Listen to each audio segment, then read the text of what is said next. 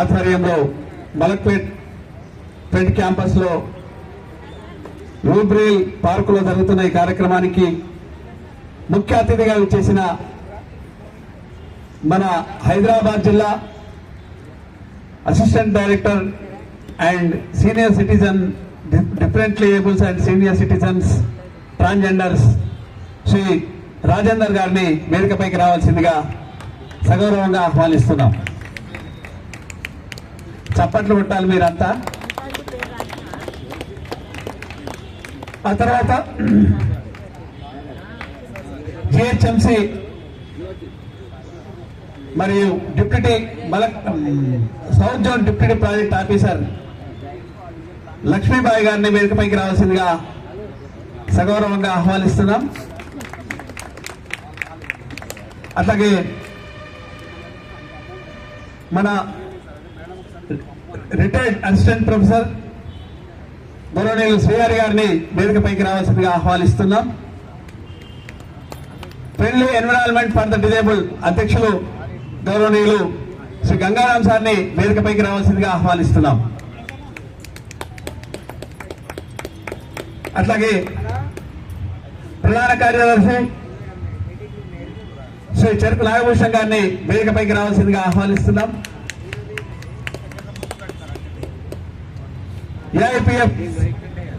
ఏఐపిఐఎఫ్ నుంచి శ్రీ నూరుద్దీన్ గారిని వేదికపైకి రావాల్సిందిగా సగౌరవంగా ఆహ్వానిస్తున్నాం. అట్లాగే ఏఐపిఐఎఫ్ నుంచి ఖమర్ గారిని వేదికపైకి రావాల్సిందిగా ఆహ్వానిస్తున్నాం. అట్లాగే సీనియర్ యాక్టివిస్ట్ శ్రీ నారా నాగేశ్వరరావు గారిని వేదికపైకి రావాల్సిందిగా సాదరంగా ఆహ్వానిస్తున్నాం. విఎస్పీఎస్ జాతీయ కోర్ కమిటీ వైస్ చైర్మన్ అందర్ రాంబాబు గారిని వేదికపైకి రావాల్సిందిగా సగౌరవంగా ఆహ్వానిస్తున్నాం.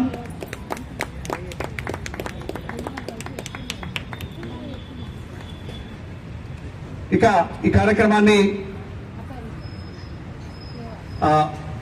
ప్రారంభించే ముందుగా డాక్టర్ రూబ్రేల్ విగ్రహానికి మరి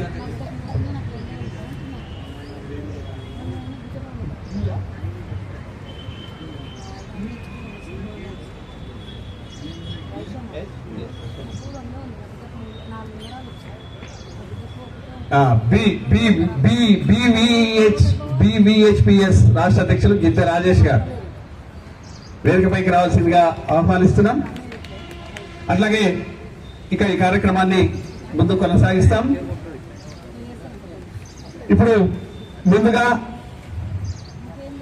అందుల ఆరాధ్య దైవం అవనిలో అద్భుత మహనీయుడు డాక్టర్ లూయిస్ బ్రైల్ మరి చిత్రపటానికి పూలమాల అలంకరణతో కార్యక్రమం ప్రారంభమవుతుంది. ఈ కార్యక్రమానికి ముఖ్య అతిథి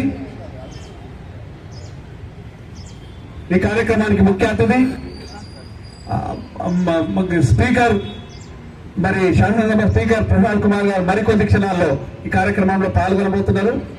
మరి ఇప్పుడు మన ఏడీ సార్ రాజేందర్ గారిని మరి పూలమాల అలంకరణ బ్రైల్ చిత్రపటాన్ని చేయాల్సిందిగా కోరుతున్నాం.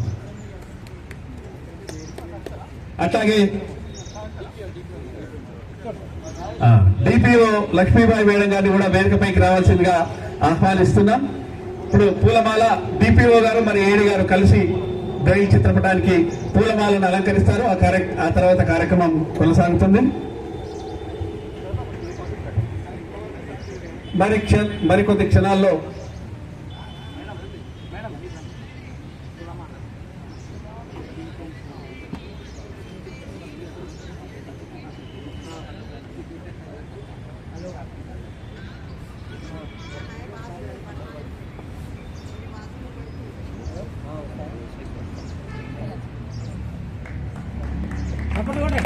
చప్పట్లు కొట్టాలి. పూల మాల అలంకరణ జరుగుతుంది.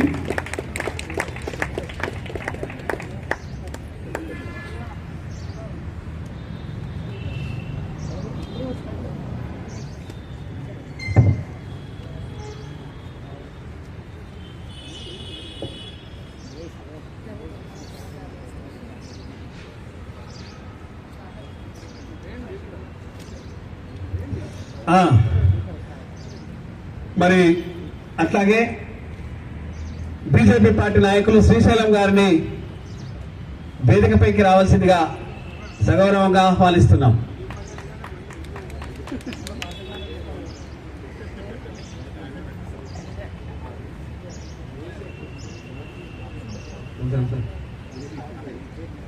ఇప్పుడు కార్యక్రమం మరి పూలమాల అలంకరణ బ్రెయిల్ చిత్రపటానికి జరిగింది. ఇప్పుడు ఈ కార్యక్రమానికి మరి స్వాగతోపన్యాసం చేయవలసిందిగా friendly environment for the disabled అధ్యక్షులు గౌరవనీయులు గంగారాం గారిని కోరుతున్నాం.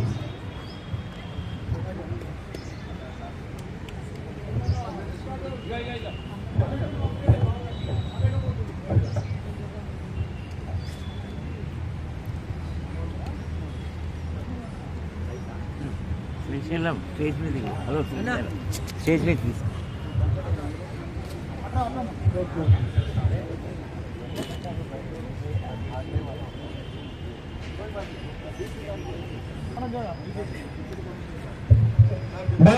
మలక్పేట్ సర్కిల్ డిప్యూటీ కమిషనర్ వారిని వేదికపైకి రావాల్సిందిగా కోరుతున్నాం.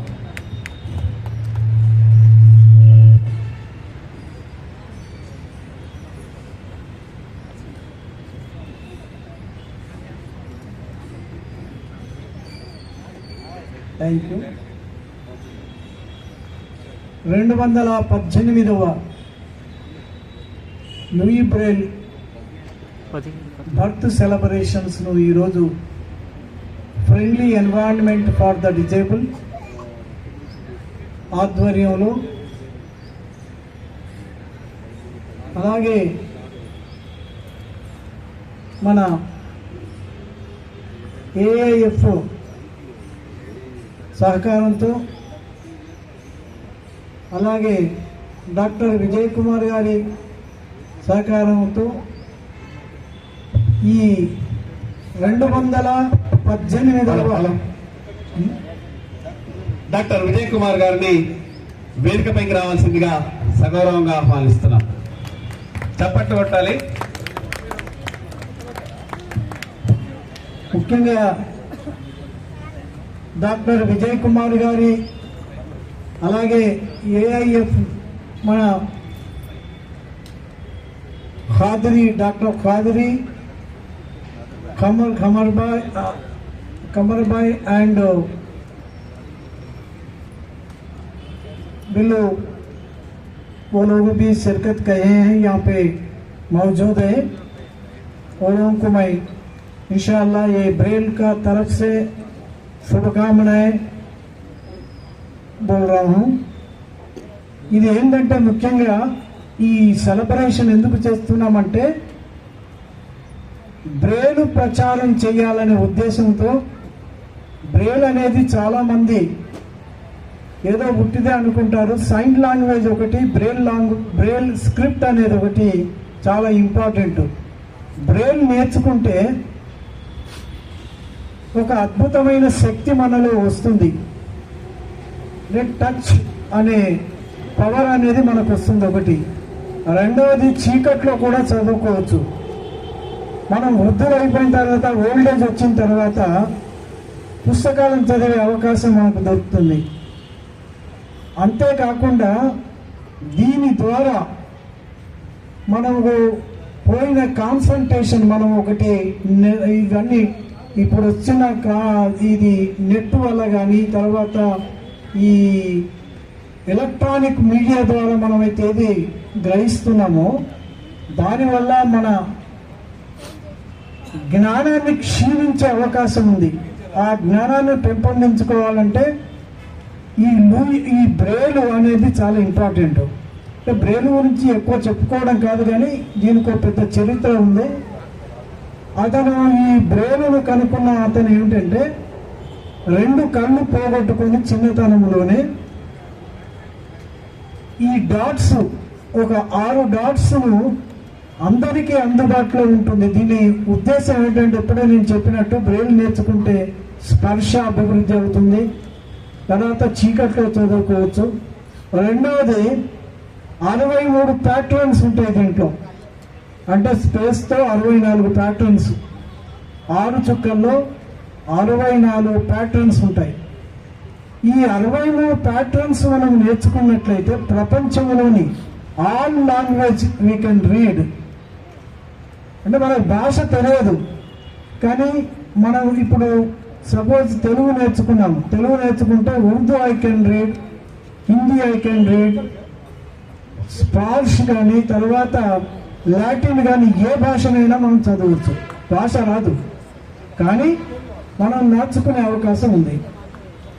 ఇదొకటి. ఇప్పుడు ఇది ఎందుకు ఈ బ్రెయిల్ను మనం ఇది ప్రోత్సహిస్తున్నామంటే, చిన్నప్పటి నుంచి పిల్లలు ఎవరైతే కళ్ళు అంటే చూపు లేని వాళ్ళందరికీ కూడా ఇది ఒక మంచి సాధనం. దీనివల్లనే ప్రపంచంలో ఉన్న చీకటి ప్రపంచానికి అంటే కృత్రిమ చీకటి ప్రపంచానికి వెలుగునిచ్చిన మహానీయుడు లూయి బ్రెయిల్.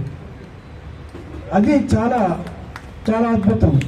సో ఎందుకంటే ఒకవేళ ఈ బ్రెయిల్ను నేర్చుకోకపోయినట్లయితే, ఈ బ్రెయిల్ లేనట్లయినైతే అందులో జీవితాలంటే చూపు లేని వాళ్ళ జీవితాలు అధోమయంగా ఉండేటివి. అసలు ఈ స్థాయిలో ఉండేవాళ్ళు కాదు. ఇప్పుడు డాక్టర్లు, యాక్టర్లు అన్ని రకాల ఫీల్డ్స్లో అద్భుతంగా రాణిస్తున్నారు, పనిచేస్తున్నారు. ఇప్పుడు కంప్యూటర్లో కూడా ఈ బ్రెయిన్కు ఒక ప్రత్యేకమైన స్థానం ఉంది. మీరు చూడండి, 1909లో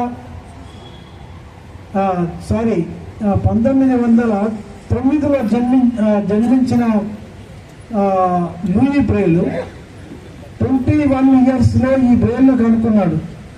అప్పటి నుంచి ఈ బ్రెయిల్ ఇంతవరకు మార్పులు చెందలేదు. అది మనకు చాలా అనుకూలంగా ఉంది. అన్ని భాషల్లో మార్పులు చేర్పులు వస్తున్నాయి. ఇందులో ఇంతవరకు ఏది మార్చినా కానీ ఆర్థికలను దృష్టిలో పెట్టుకొని మార్చాలి, కానీ అంతకంటే ఎక్కువ మార్చితే వీల్లేదు. ఇప్పుడు 8, 12 చుక్కల్లో, ఇప్పుడు 8 చుక్కలతో కొన్ని తెచ్చారు, కానీ అది అంతా అందుబాటులో లేదు.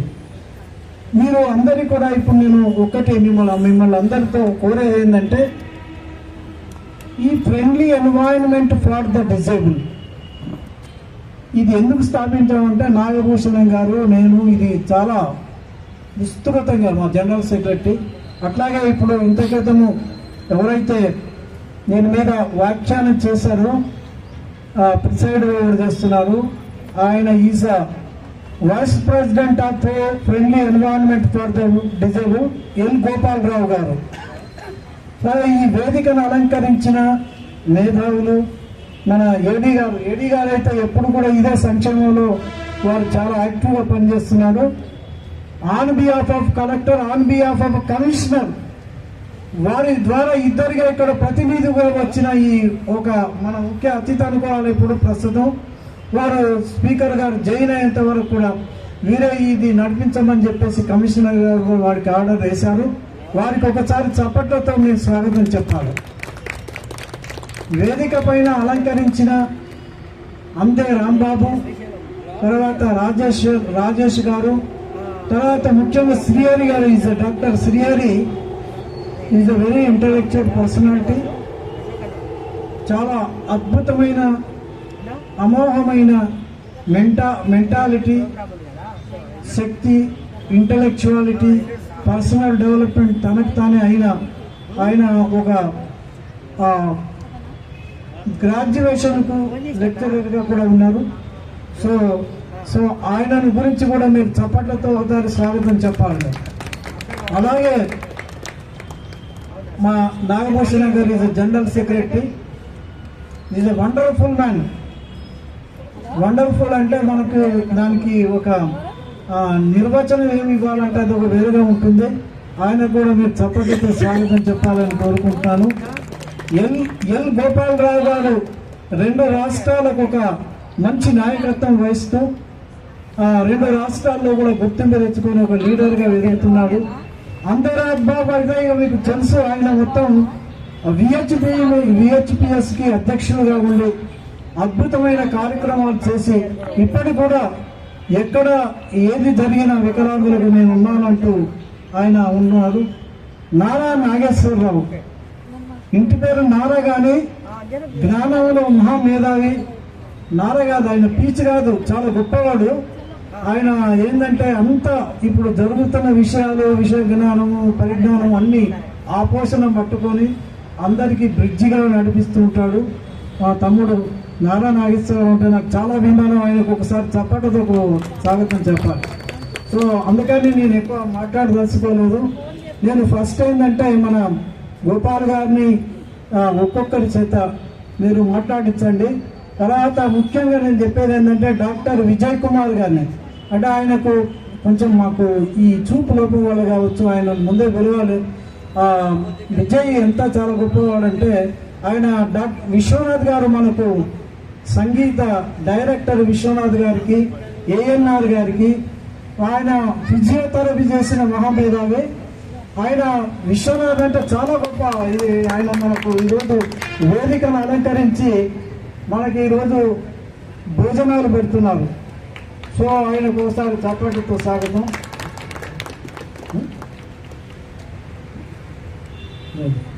డిప్యూటీ కమిషనర్ గారు కూడా మనకు వచ్చారు, మనతోని మమేకమై ఉన్నారు. వారికి చప్పట్లతో స్వాగతం చెప్తూ మీతో నేను ఉన్నానని వచ్చారు, అది చాలా సంతోషిస్తున్నాను. అట్లాగే మన మేడం గారు లక్ష్మి మేడం గారు, ఆవిడ ఇక్కడ డిపిఓగా ఉన్నారు. సో ఫార్ ఎందుకంటే after that I could not meet her. Definitely I will introduce myself after this meeting. Thank you, madam. You occupied on the stage. Kindly you give the great big claps. So thank you very much. I am very happy. ఇది మళ్ళీ మా వాడు మా నాగభూషణ గారు ఆయన వివరిస్తారు. ఇప్పుడు నాయకుల్లో అందరూ గజం నరసింహరావు, పద్మశాలి సెక్రటరీ అందరు కూడా ఇక్కడ, నేను ఎందుకంటే పేరున నేను అందరికంటే మోస్ట్ ప్రాబబ్లీ పెద్దవాడినే ఉంటాను ఇక్కడ వచ్చిన వాళ్ళలో. My age is now 70 years, but age is not criteria. We have the intellectuality, we should run like a fire. So there is no any problem for me, I can run now itself. So అందుకని ఏం చెప్తున్నానంటే మీ అందరికీ కూడా మనం కూడా మానవులుగా పుట్టినందుకు ఈ ప్రపంచంలో, ఈ విశ్వంలో ఎవరికో కొంత సేవ చేసి చనిపోవాలి. కానీ మనం మన కోసమే, మన స్వార్థం కోసం పని చేసుకొని చనిపోతే వారికి చరిత్ర ఉండదు, వారిని ఎవరు జ్ఞాపకం చేసుకోరని చెప్తూ లూయి బ్రెయిల్ గారి సెలబ్రేషన్లో మీరందరూ పాల్గొంటున్నందుకు ఇంకా మంది వస్తుంటారు. సో అందుకని నేను మీ అందరితో నాకు ఈ అవకాశం ఇచ్చిన మీ అందరికీ కూడా, మీరందరూ నాకు అవకాశం ఇచ్చారు కనుక మీ ముందు మాట్లాడినందుకు మీకు మనస కర్మణ వచస నమస్కారాలతో సెలవు తీసుకుంటున్నా. జై హింద్.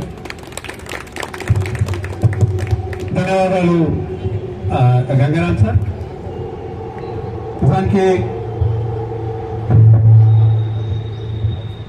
నిజానికి లూయిస్ బ్రెయిల్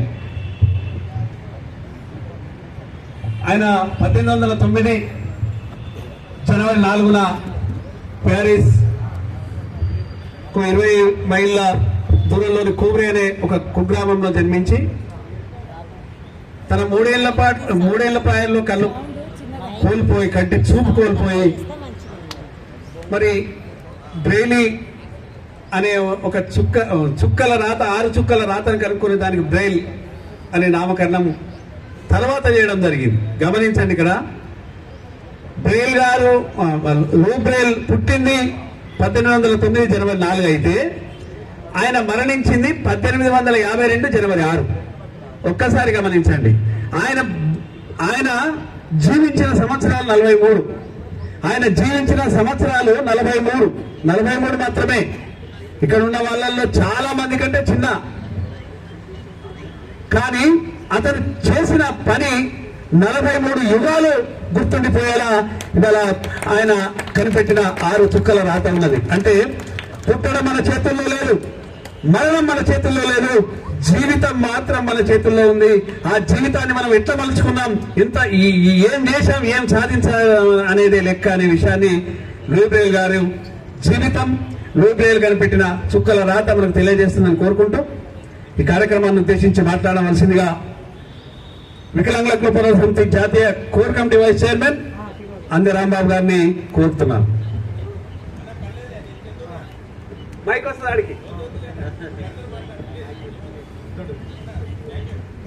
ఓకే, ధన్యవాదాలు. మాట కంటే చేత గణనీయమైనది. మాటలు మనం మస్తు చెప్తాం, కానీ ఆచరణలో దానిలో 10వ వంతున్న చాలా ముందుకుంటుందని కోరుకుంటూ ఇప్పుడు సీనియర్ యాక్టివిస్ట్ మరి నారా నాగేశ్వరరావు గారిని మాట్లాడవలసిందిగా కోరుతున్నాం.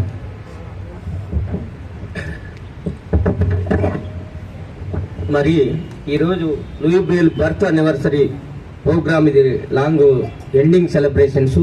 మరి ఈ యొక్క ప్రోగ్రామ్ని మరి పెడ్డు ఈ ఫ్రెండ్లీ ఎన్వైర్న్మెంట్ డిజేబుల్డ్ సంస్థ నిర్వహిస్తుంటది ప్రతి సంవత్సరం. They use to conduct this birth anniversary programme for every year. దీనికి ప్రధాన కారకులైన కుడి ఎడమ భుజం వ్యక్తులైనటువంటి గంగారాం గారు అండ్ నాగభూషణం గారు. దేశంలో దేనికి లేని తెలంగాణకు రాష్ట్రం ఉంది.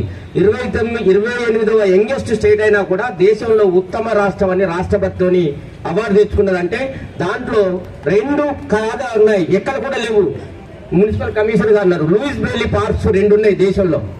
ఒకటేమో ఫిజియోథెరపిటిక్ సర్వీస్ లో మలక్పేట గ్రౌండ్ లో ఉన్నది, ఒకటి గవర్నమెంటే ఇక్కడ మనకు కండక్ట్ చేసింది. ఇట్లాంటి దేశంలో స్పెషల్ గా లూయిస్ బ్రెయిలీ మీద ఉన్న అతను పుట్టిన పారిస్ నగరంలో ఉన్నాయో లేవో కానీ మన దేశంలో మాత్రం they credit goes to the Telangana which has establish under the intervention of these 2 people with Gangaram sir and Nagabhushnam, who are service rendered, who are show the advocacy to establish this church in India, which is the credit goes to our Telangana state government. అందుకే మనకు వచ్చింది ఈ Louis బ్రేలు 6 చుక్కలతోని వాళ్ళ daddy ఉన్నప్పుడు ఒక సైన్య అధికారి దగ్గర పనిచేసినప్పుడు కోడింగ్ డికోడింగ్ అంటే అప్పుడు సైనికులకు రహస్య సాంకేతికంలో పంపించేటోళ్ళు. దాన్ని ఆధారంగా చేసుకొని ఈ యొక్క లిపిని మనకు చేశారు. ఇంతకుముందు మా బ్రదర్ గోపాల్ గారు చెప్పారు ఎంతకాలం జీవించారే కాదు ఏం చేశావని. 43 సంవత్సరాలు కానీ జీవితాంతం తరలిపోయేటువంటి ఈ చుక్కల్ని చేశారు. ఈ రోజు దాన్ని ఆధారంగా చేసుకొని ఎంతో మంది ఐఏఎస్లు, ఎగ్జాంపుల్ పాడేరు ఐఏఎస్ ఉన్నారు, సింహాచలం అని బ్లైండ్, చాలా మంది కూడా దీంట్లో చదువుకొని చేస్తున్నారు. మరి ఈ రోజు ప్రోగ్రామ్ కి మనకి ఇంత మంచి మన మధ్యలో ఉంటందుకు ముఖ్య అతిథిగా విచ్చేసినటువంటి మన రాజేందర్ గారు కలెక్టర్ గారి తరఫున వచ్చారు. AD disable welfare and transgender and old age. తర్వాత మన మధ్యలో మన ఫిలాంథ్రపిస్ట్ నూరుద్దీన్ గారు కానీ, కమీర్ సార్ కానీ, అదేవిధంగా మన డిప్యూటీ కమిషనర్ గారు, మన డిపిఓ గారు లక్ష్మి గారు, అదేవిధంగా రాష్ట్రంలో ఏదైతే అడ్వకసీ తెలంగాణ రాష్ట్రం అన్నిట్లలో ఉత్తర్వులో కానీ వికలాంగుల సంక్షేమ పునరావాసంలో పస్తుందంటే కారణం ఏంటంటే దానికి ఇక్కడ యాక్టివిస్ట్ ఉన్నారు. ఈవెన్ ఆంధ్రప్రదేశ్ కన్నా యాక్టివిస్ట్ విహెచ్పిఎస్ రాంబాబు కావచ్చు, తర్వాత మా తమ్ముడు గిడ్డ రాజేష్ కావచ్చు, నాగభూషణం కావచ్చు, చాలా మంది యాక్టివిస్టులు ఈ స్టేట్ రిప్రజెంటేటివ్స్ కానీ ఈ మీటింగ్ వచ్చారు. ఒక్కొక్కరు వ్యక్తులు కాదు శక్తులు, ఎంతో మంది జీవోలకు ఆర్డర్స్ కారమైనటువంటి వ్యక్తులు. మరి ఈ రోజు అందరి మధ్యలో ఈ ప్రోగ్రామ్ చేసుకుందంటే వికలాంగుల సంక్షేమం, the rehabilitation of the disabled, nothing but it is a multi sectoral coordination. అన్ని రకాల సకలాంగులు వికలాంగులు అందరు కలిపి చేసినప్పుడే మన హక్కులు మనకు కలుపుతాయి. మరి మనందరికి కూడా ఇక్కడ ఉన్న అధికారులు కానీ మనం కూడా ఒక ఇంక్లూజివ్ లూయి బ్రెయిలీ అంటే ఒక బ్లైండే కాదు, అన్ని రకాల వికలాంగులు ఆపడతారు. గంగారాం గారు ఏ ఫంక్షన్ చేసినా లోకోమోటో డిజేబుల్డ్ ఆపడతారు, hearing impaired. That is the credit. Is not a segregated personality, is aggregated personality. ముందు కూడా మన అందరి కోసం మనందరం కలిసి మరి వికలాంగుల సంక్షేమాన్ని ముందుకు తీసుకుపోవాలని మనం కోరుకుంటూ సెలవు తీసుకుంటున్నాం. ధన్యవాదాలు నాగేశ్వరరావు గారు, చాలా చక్కటి విషయాలు. నిజానికి నాగేశ్వరరావు గారు మాట్లాడితే చాలా ఇన్ఫర్మేషన్ తెలుస్తుంది. మనం గూగుల్లో కూడా ఎంత ఇన్ఫర్మేషన్ తెలుస్తుందో నారా నాగేశ్వరరావు గారికి చిన్న ఇంట్ ఇదేంది అంటే కదా దాని మీద మొత్తం గూగుల్ ఇచ్చినట్టు. గూగుల్ ఇవ్వాలి వచ్చింది కానీ నాగేశ్వరరావు వెనకటి నుంచి ఉన్నాడు. థ్యాంక్ యూ నాగేశ్వరరావు గారికి మనం అందరం మరొకసారి చప్పట్లతో. ఇప్పుడు BVHPS అధ్యక్షులు గిద్ద రాజేష్ గారు మాట్లాడతారు.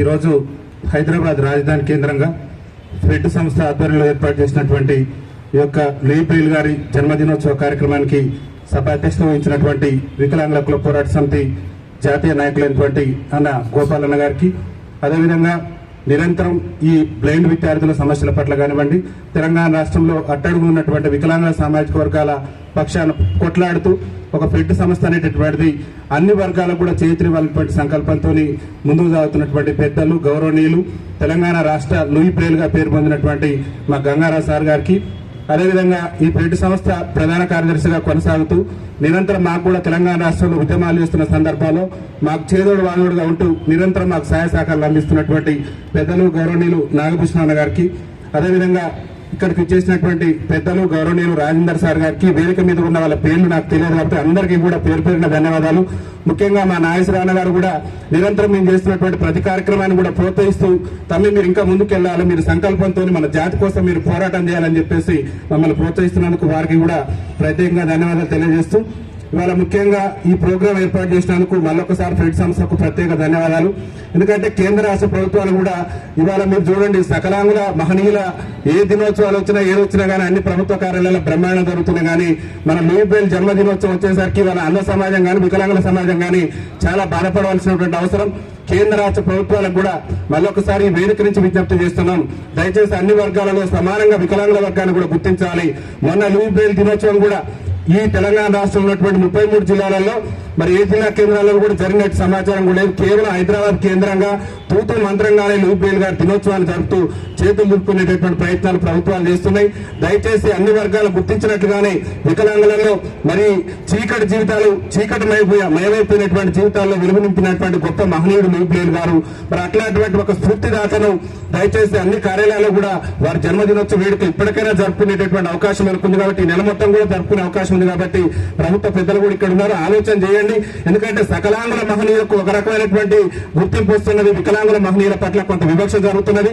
తెలంగాణ రాష్ట్రంలో ఉన్నటువంటి అన్ని ఏదైతే కలెక్టరేట్లలో కూడా ఈ డిజబుల్ డేను మరి DWL ఆధ్వర్యంలో నిర్వహించే విధంగా సంబంధిత అధికారులు కూడా చర్యలు తీసుకోవాలని చెప్పేసి మేము విజ్ఞప్తి చేస్తూ, ముఖ్యంగా గౌరవ తెలంగాణ రాష్ట్ర ముఖ్యమంత్రి గారు ఇక్కడ లేకపోయినా ప్రభుత్వ పెద్దలు ఇక్కడ ఉన్నటువంటి పెద్దలు కూడా విజ్ఞప్తి చేసేది ఒకటే, ఈ లూయి బ్రెయిల్ గారి దినోత్సవం సందర్భంగా 217వ లూయి బ్రెయిల్ గారి జన్మదినోత్సవం సందర్భంగా ఇవాళ తెలంగాణ రాష్ట్ర ప్రభుత్వం వికలాంగులంటే ఆఫ్ ఛార్జ్ కింద మాకు బస్ పాసులు ఇస్తున్నారు. ఆ బస్ పాసులలో కూడా ఈ అంధ విద్యార్థుల పరిస్థితి మరింత దయనీయంగా తయారైన అందులో పుట్టడమే వాళ్ళు చేసిన పాపం అన్నట్టు తెలంగాణ రాష్ట్ర ప్రభుత్వం ప్రవర్తిస్తున్నది. ముఖ్యంగా 100% ఉన్న వికలాంగులు మాత్రమే మేము పాస్ ఎలా చేస్తాం, అది కూడా 50% పాస్ ని 40% ఉన్నటువంటి బ్లైండ్ వికలాంగులకు ఇవ్వమని చెప్పేసి బ్లైండ్ వికలాంగుల పట్ల ఒక కక్ష సాధింపు చర్యగా ప్రభుత్వం చేస్తుంది. కాబట్టి దయచేసి వేదిక నుంచి మేమన్నా కూడా మా కమిషనర్ మేడం గారి దృష్టికి కూడా తీసుకెళ్లినాం. వారి చెవితోని నా చెవితో వదిలేసేటువంటి ప్రయత్నం చేశారు. దయచేసి తెలంగాణ రాష్ట్రంలో డెఫెండర్లు కానివ్వండి, MROలు కానివ్వండి, ఈ యొక్క అంధ విద్యార్థులకి 40% నుంచి 90% ఉన్నటువంటి వాళ్ళకు బస్ పాస్ ఇవ్వకుండా తెలంగాణ రాష్ట్ర ప్రభుత్వం ఇబ్బందులకు గురి చేస్తుంది. దయచేసి ఈ వేదిక నుంచి ఇక్కడ ఉన్నటువంటి పెద్దలకు, ప్రభుత్వ అధికారులకు చేతులు జోడించి విజ్ఞప్తి చేస్తున్నాం.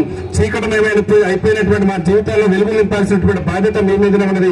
దయచేసి ఆ బస్ పాస్ ప్రక్రియకు సంబంధిత ప్రభుత్వ అధికారులతో, ప్రభుత్వ పెద్దలతో మీరు మాట్లాడి ఇమీడియట్లీ డెఫెండర్ వాళ్ళు కానివ్వండి, బ్లైండ్ వాళ్ళు కానివ్వండి, మెంటలీ వాళ్ళు కానివ్వండి, 40% ఉన్నటువంటి ప్రతి ఒక్క వికలాంగులు కూడా ఈ రాష్ట్రంలో బస్ పాస్ ఇచ్చే విధంగా చర్యలు తీసుకోవాలని చెప్పేసి నేను మీ అందరూ కూడా విజ్ఞప్తి చేస్తున్నా.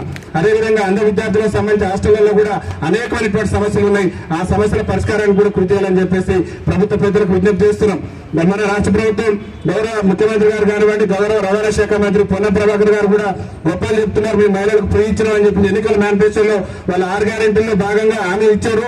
మేము మహిళలకు ఉచితాలను అమలు చేసినామన్నారు. మాకు కూడా వికలాంగుల సమాజానికి కూడా 29 అంశంలో అభయాస్త్రం మేనిఫెస్టోలో వాళ్ళే పెట్టారు. ఏమని పెట్టారంటే వికలాంగులకు కూడా ఉచిత ప్రయాణ సౌకర్యం కల్పిస్తామని చెప్పారు. అదే ఎన్టీ రామారావు గారు ముఖ్యమంత్రి ఉన్నప్పటి నుంచే మాకు 50% రాయితీ ఉన్నది. అప్పుడు మహిళలకు లేదు, కానీ మహిళలకు తెలంగాణ రాష్ట్ర ప్రభుత్వం ఫ్రీగా ఉచితంగా 100% రాయితీ ఇచ్చింది. మరి 50% రాయితీతో వికలాంగుల సమాజం ఎప్పటి నుంచో కూడా లబ్ధి పొందుతుంది. మరి అట్లాంటి వికలాంగుల సమాజానికి ఫ్రీ ఇవ్వడానికి ప్రభుత్వానికి ఉన్నటువంటి ఇబ్బంది ఏందో దయచేసి ప్రభుత్వ పెద్దలు మళ్ళొక్కసారి ప్రభుత్వం దృష్టికి తీసుకెళ్ళండి. సమస్య పరిష్కారం అయ్యే విధంగా కృషి చేయండి. అదేవిధంగా ముఖ్యంగా మా వికలాంగుల సమాజం ఇవాళ తెలంగాణ రాష్ట్రంలో ఉన్నటువంటి ప్రతి ఒక్క వికలాంగుడు కూడా వాళ్ళు నిద్ర లేచినా నిద్రపోయినా ఎక్కడ పోయినా కానీ ఒకటే కోరుకుంటుంది, తెలంగాణ వికలాంగుల సమాజం ఇవాళ రాజ్యాధికారంలో మాకు కూడా వాటా కావాలి. ముఖ్యంగా తెలంగాణ స్థానిక సంస్థల ఎన్నికల్లో మీరు రిజర్వేషన్ కల్పిస్తామని చెప్పేసి ఏఐసిసి ఎన్నికల మేనిఫెస్టోలో కాంగ్రెస్ పార్టీ నాయకులు పెట్టింది. ఇవాళ గౌరవ ముఖ్యమంత్రి రేవంత్ రెడ్డి గారు ఆనాడు పిసిసి అధ్యక్ష హోదాలో అనేక బహిరంగ సభలు అనేక వేదికల మీద కూడా చెప్పారు, మేము అధికారంలో రాగానే మీ పెన్షన్ 6000 రూపాయలు చేస్తాం, చట్టసభలలో మీకు కూడా ప్రాతినిధ్యం ఉండాలని చెప్పేసి మా కాబోయే ప్రధానమంత్రి రాహుల్ గాంధీ గారు కలగట్టు ఖచ్చితంగా మీకు చట్టసభలలో రాజకీయ అవకాశాలు కల్పిస్తా ఉన్నారు. మరి మన జరిగిన స్థానిక సంస్థల ఎన్నికల్లో మరి రిజర్వేషన్ అంశం లేకుండా ఎలక్షన్ జరిగినాయి. పక్కన ఉన్నటువంటి తమిళనాడు రాష్ట్రంలో అక్కడ స్టాలిన్ గారు ఏం చేశారంటే నిజంగా వికలాంగులు కూడా రాజకీయ అవకాశాలు ఉండాలి, ఎందుకంటే వికలాంగుల రాజకీయ అవకాశాలు ఎందుకు కోరుతున్నాయంటే మన తెలంగాణ రాష్ట్ర అసెంబ్లీ సమావేశాలు జరిగినాయి 2-3 రోజుల క్రితం. ఒక్క నిమిషం కూడా వికలాంగుల జాతి బిడ్డల సమస్యల మీద చర్చకు రాలేదు. ఇవాళ తెలంగాణ రాష్ట్రంలో గతంలో 7 రకాలు ఉండే, ఇవాళ 21 రకాలు వచ్చింది. తెలంగాణ రాష్ట్ర ముఖ్యమంత్రి పీఠం మీద కూడా కూర్చునే శక్తి వికలాంగుల సమాజానికి ఉంది. కానీ అలా సకలాంగులు కదా వాళ్ళు మన సంక్షేమాన్ని పాటుపడతారని చెప్పేసి మేము ఓట్లేసి ప్రభుత్వాల అధికారులను ఎమ్మెల్యేలుగా చేసి మిమ్మల్ని గెలిపిస్తే ఈ తెలంగాణ రాష్ట్రం ఏర్పడి 12 ఏళ్ళు పూర్తవుతుంది. 12 ఏళ్లలో కనీసం 10 నిమిషాలు కూడా తెలంగాణ అసెంబ్లీలో వికలాంగుల సమస్యల మీద చర్చ జరగలేదంటే మా సమాజం పట్ల ఈ సకలాంగుల ప్రజాప్రతినిధులు ఎంత వివక్ష ప్రదర్శిస్తున్నారో అర్థం చేసుకోవాలి. ఒక్క మందకృష్ణ మారి గారి గౌరవశ్రీ మందకృష్ణ మారి గారే కులమతాలకు అతీతంగా ఒక ఎంఆర్పీఎస్ మాత్రమే మమ్మల్ని వాళ్ళ కన్న బిడ్డలాగా చూసుకుంటూ వికలాంగుల సమాజ పక్షాన పోరాటం చేసింది తప్పితే మిగతా వాళ్ళు ఎవరైనా సరే అవసరం ఉందంటే మా దగ్గర అటు ఓటు కావాలి కానీ మీ ఓటు మాకు కావాలి కానీ మీ సంక్షేమం మాకు అక్కర్లేదు అనే విధంగా వికలాంగుల సమాజం పట్ల వివక్ష ప్రదర్శిస్తారు. ఈ మధ్య కాలంలో మళ్ళీ మందకృష్ణ మారి గారి లాగా శ్రీనివాస్ రెడ్డి గారు అని చెప్పేసి డాక్టర్ రైట్ ఫౌండేషన్ అని చెప్పేసి వాళ్ళొక ఫౌండేషన్ ద్వారా సేవలు అందించేందుకు వస్తారు. దయచేసి మీ అందరూ కూడా నేను ఒకటే విజ్ఞప్తి చేసేది సార్, మాకు ఎన్నికల సమయంలో ప్రభుత్వం ఇచ్చినటువంటి హామీలు ఏదైతే ఉన్నాయో హామీలన్నిటి కూడా నెరవేర్చే విధంగా చర్యలు తీసుకోవాలి. మా రాంబాబు రాంబాబు అని చెప్పేసి మా జాతీయ కోర్ కమిటీ వైస్ చైర్మన్ గారు తన కారు ప్రమాదంలో ఇబ్బంది పడి కూడా ఇంట్లో నుంచి కదలేని పరిస్థితుల్లో కూడా మా జాతీయ హక్కుల కోసం కంకణబద్దులుగా పోరాటం చేస్తారు. దయచేసి మేము పోరాటం చేసేది మా కోసం కాదు, మా భవిష్యత్ తరాల కోసం అని చెప్పేసి మీ అందరూ కూడా తెలియజేస్తూ ముఖ్యంగా ఏదైతే స్థానిక సంస్థల్లో రిజర్వేషన్ అంశం ఉందో మన ఎట్లాగా స్థానిక సంస్థల ఎలక్షన్ జరిగినా మాకు సర్పంచులకు అవకాశం లేదు, వార్డు మెంబర్లకు అవకాశం లేదు.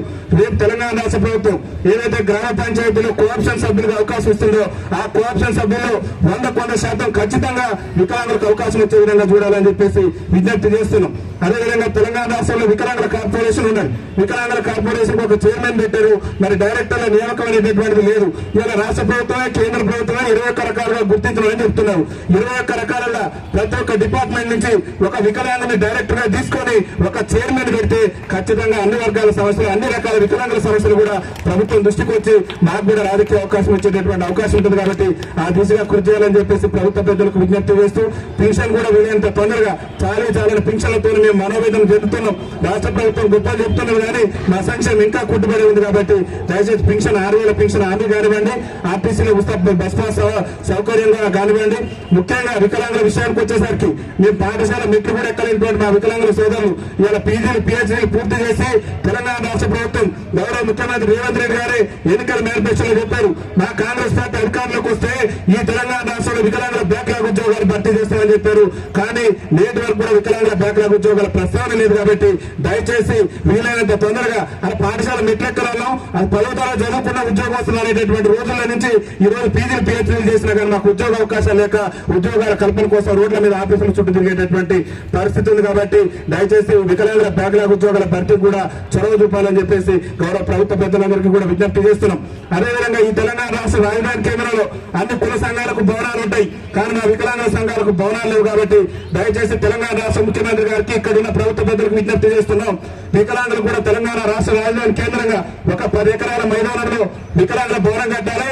ఆ వికలాంగుల భవనానికి కూడా మా ఆంధ్ర ప్రదాత అయినటువంటి లూయి బ్రెయిల్ గారు పేరు పెట్టాలని చెప్పేసి మేము విజ్ఞప్తి చేస్తూ అదేవిధంగా ముఖ్యంగా వికలాంగులకు సంబంధించి అనేక మంది విద్యార్థులు వివిధ జిల్లాల నుంచి వచ్చి ఇక్కడ విద్యను అభ్యసించి ఇక్కడనే వివిధ పనులు చేసుకుంటూ కూడా సెటిల్ అయిపోయినటువంటి వికలాంగులు ఉన్నారు. వాళ్ళందరి కోసం కూడా ఈ రాజధాని కేంద్రంగా ఒక వికలాంగుల కాలనీని కూడా ఏర్పాటు చేసి దానికి కూడా లూయి బ్రెయిల్ గారి పేరు పెట్టి మరి దయచేసి అందరిని ఆదుకునేటటువంటి ప్రయత్నం చేయాలని చెప్పేసి ప్రభుత్వ పెద్దలందరికీ కూడా విజ్ఞప్తి చేస్తూ ఏది అయినప్పుడు కూడా ఇంత పెద్ద ఎత్తున ఈ కార్యక్రమాన్ని నిర్వహించినటువంటి పీఠ అధ్యక్షులైనటువంటి మన గంగారావు సార్ గారికి అదేవిధంగా మాకు ఇంత అవకాశం కల్పించి మమ్మల్ని కూడా ఇందులో భాగస్వామ్యం భాగస్వామ్యం చేసినటువంటి అన్న నాగభూషణం అన్న గారికి శిరస్సు వచ్చి పాదావందనం తెలియజేస్తూ మీ పెద్దలందరూ కూడా ప్రభుత్వ పెద్దలు దయచేసి సార్ మీరు వేదికల మీద ప్రసంగించడం కాదు సార్ పనిచేసి చూపించాలని చెప్పేసి, ఎందుకంటే మొన్న ఈ మధ్యన మా అబ్దుల్ లక్ష్మణ్ గారు చెప్తున్నారు, మంత్రి గారు వచ్చి త్వరగా పింఛన్ పెంచు, త్వరగా ఆర్టీసీలు వికలాంగులు ఫ్రీ అని అంటున్నాడు. అరే ఆల్రెడీ మహిళలకు ఇచ్చి మా వికలాంగులకి ఇవ్వడానికి మంత్రి గారు కొన్ని ఇబ్బంది అయినా మాకు అర్థం కావట్లేదు. అంటే మా పట్ల కొంత వివక్ష ప్రదర్శిస్తున్నట్టే కదా. అలా ఒక సీనియర్ ఐఏఎస్ అధికారి అయినటువంటి స్మితా సబర్వాల్ గారు మా వికలాంగుల సమాజం దేనికి బలికరాదని కామెంట్ చేశారు. కాంగ్రెస్ పార్టీ వల్ల ఎన్నికల మేనిఫెస్టోలో పెట్టారు, ఈ రాష్ట్రంలో వికలాంగుల అట్రాసిటీ చట్టాన్ని అమలు చేస్తామని చెప్పారు. మరి వికలాంగుల సమాజాన్ని కించపరిచినటువంటి ఆ సీనియర్ ఐఏఎస్ అధికారి మీద కూడా చర్యలు తీసుకోవాలి కదా, చట్టాన్ని అమలు చేసేవాళ్ళు మరి ఎందుకు చర్యలు తీసుకోలేదు అంటే మా పట్ల జగిత్యాల జిల్లాలో ఈ మధ్య కాలంలోనే మా వికలాంగులు గోడు చెప్పుకోవడానికి వెళ్తే మా వికలాంగులు పోలీసులతో లాక్కెళ్ళేటప్పుడు పరిస్థితి. దయచేసి చట్టం అమలు కూడా జరగట్లేదు. ఈ రాష్ట్రంలో 2016 వికలాంగుల హక్కుల చట్టాన్ని సమర్థవంతంగా అమలు చేయాలి, వికలాంగుల సంక్షేమానికి కూడా ప్రభుత్వం పెద్దపీట వేయాలి. రేపు భవిష్యత్తులో రాబోయేటటువంటి బడ్జెట్ లో కూడా మా సంక్షేమానికి 21 రకాల ప్రాతిపదికన మా జనాభా ప్రాతిపదికన బడ్జెట్ లో నిధులు కేటాయించి స్థానిక సంస్థల్లో కూడా కనీసం కోఆప్షన్ సభ్యులుగా అవకాశం కల్పించి రేపు రాబోయే మున్సిపాలిటీ ఎన్నికల్లో కూడా మాకు రాజకీయ అవకాశాలు కల్పించి చట్టసభలలో మాకు కూడా రాజకీయ అవకాశం కల్పించాలి. ఇలా మా ఓట్లతో 119 మంది ఎమ్మెల్యేలు అసెంబ్లీలు ఉంటే ఒక్కైనా కూడా మా సమస్యలు పట్టాం, మా గోడు పట్టాం, మేము ఎన్ని పత్రాలు లీడర్లు పోతే తీసుకుంటే సామాన్యంగా బ్రహ్మాండంగా ఈసారి మీ సమస్యలు లేవనెత్తుతున్నారు. కానీ జీరో వల్ల కూడా ఈ సమస్య కనీసం మా వికలాంగుల సమస్యలు చట్టసభలలో చర్చకు రావడం లేదు. కాబట్టి చట్టసభలలో చర్చకు రావాలని అంటే రాజకీయ ప్రాతినిధ్యం మాకు కూడా ఉండాలి. కాబట్టి రాజ్యాధికారం కల్పించే విధంగా ప్రభుత్వ పెద్దలు కృషి చేయాలని చెప్పేసి ఆకాంక్షిస్తూ నాకు ఇంత అవకాశం ఇచ్చిన పెద్దలందరూ కూడా మళ్ళొకసారి పేరు పేరున ధన్యవాదాలు తెలియజేస్తూ వికలాంగుల ఐక్యత, వికలాంగుల ఐక్యత, లూయి బ్రేల్ గారి జయంతి. Thank you. ధన్యవాదాలు గిద్ద రాజేష్ గారు. నిజానికి మొత్తం ఓవర్లు మీరే ఆడేసిరు, ఇక మిగతా వాళ్ళు ఆడడానికి బాల్స్ మిగలలేనట్టుగా అన్ని అంశాలు మీరే మాట్లాడారు. చాలా సంతోషం. రాజేష్ గారికి ధన్యవాదాలు తెలియజేసుకుంటూ ఇప్పుడు యంగ్ అండ్ డైనమిక్ వేణుగౌడ్ మాట్లాడతారు. వేణుగౌడ్ దయచేసి చప్పట్లు కొట్టాలా.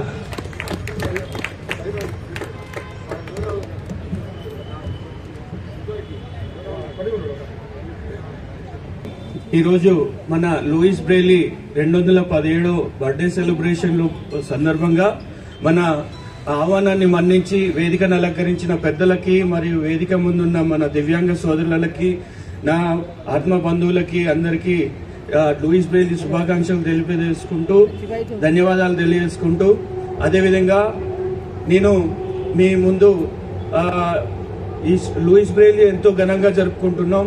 ఇతను మన లూయిస్ బ్రెయిలీ కనిపెట్టడం వల్ల లిపి అనే ఒక లిపి కనిపెట్టడం వల్ల ఈ లిపి అనేది అన్ని లాంగ్వేజ్లకు అతీతంగా ఒక ఇంటర్నేషనల్ లాంగ్వేజ్గా రూపొందింది. మరి ఈ అందులకి ఇది ఒక వరంగా మారి వాళ్ళు అత్యున్నత శిఖరాలు ఎదగడానికి ఎంతో ఉపయోగపడింది. అదేవిధంగా ఈరోజు మనం ఈ వేదిక అనుసరించి మనం గవర్నమెంట్ దృష్టికి కొన్ని ప్రధాన అంశాలు, సమస్యలు పరిష్కారాన్ని కొరకి ఉపయోగించుకోవాల్సిందిగా కూడా మన్నవిస్తున్నాను. అదేవిధంగా మన department of disabled welfare Telangana government 2010లో కరోనా సమయంలో కూడా అన్ని అత్యవసర పరిస్థితుల్లో కూడా మనకు పనిచేసి మన హాస్టళ్ళని మరియు మనకు ఎటువంటి లోపాటు లేకుండా నడిచిన ఒక వ్యవస్థ ఉంది. ఎమర్జెన్సీ సమయంలో నడిచిన ఒక వ్యవస్థ ఏంటంటే మన డిజేబుల్డ్ వెల్ఫేర్ ఒకటే. మన ఇన్మేట్స్ హాస్టల్లో కన్న పిల్లలాగా చూసుకొని మనకి బాగోగులు చూసుకుంది. అదేవిధంగా మన ఈ డిజేబుల్డ్ వెల్ఫేర్ ని మనం ఇంకొకటి కోరడం ఏమైందంటే మనం ఇంటర్నేషనల్ డిజేబుల్డ్ డే కూడా మన గవర్నమెంట్ ఆఫ్ తెలంగాణ ఎంతో మన సగర్వంగా సెలబ్రేట్ గా చేయాలని నేను ఈ సభాముఖంగా తెలియజేసుకుంటున్నాను. నాకు ఈ అవకాశాన్ని ఇచ్చినందుకు మీ అందరికీ ధన్యవాదాలు.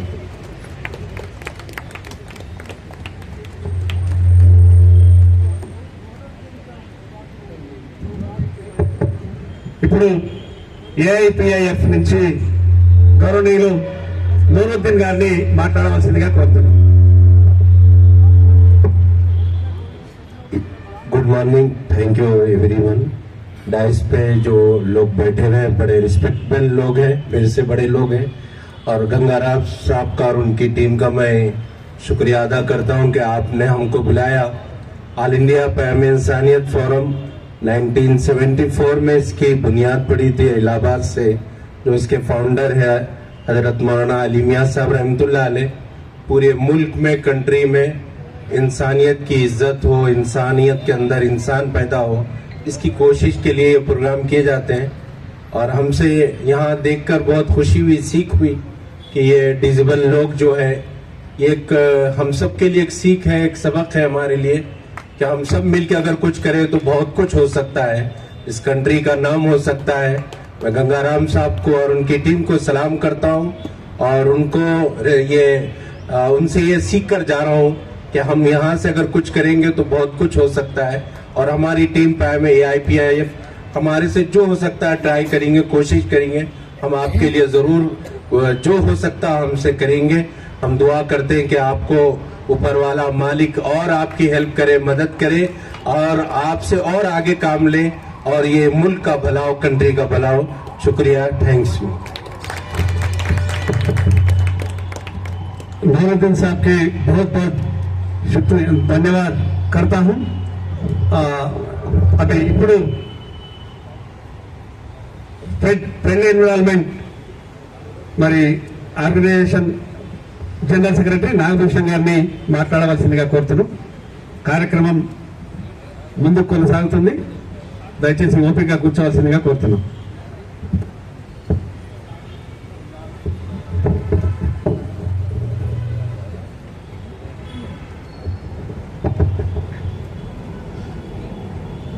రెండు 217వ లూయి బ్రేల్ జన్మదినోత్సవ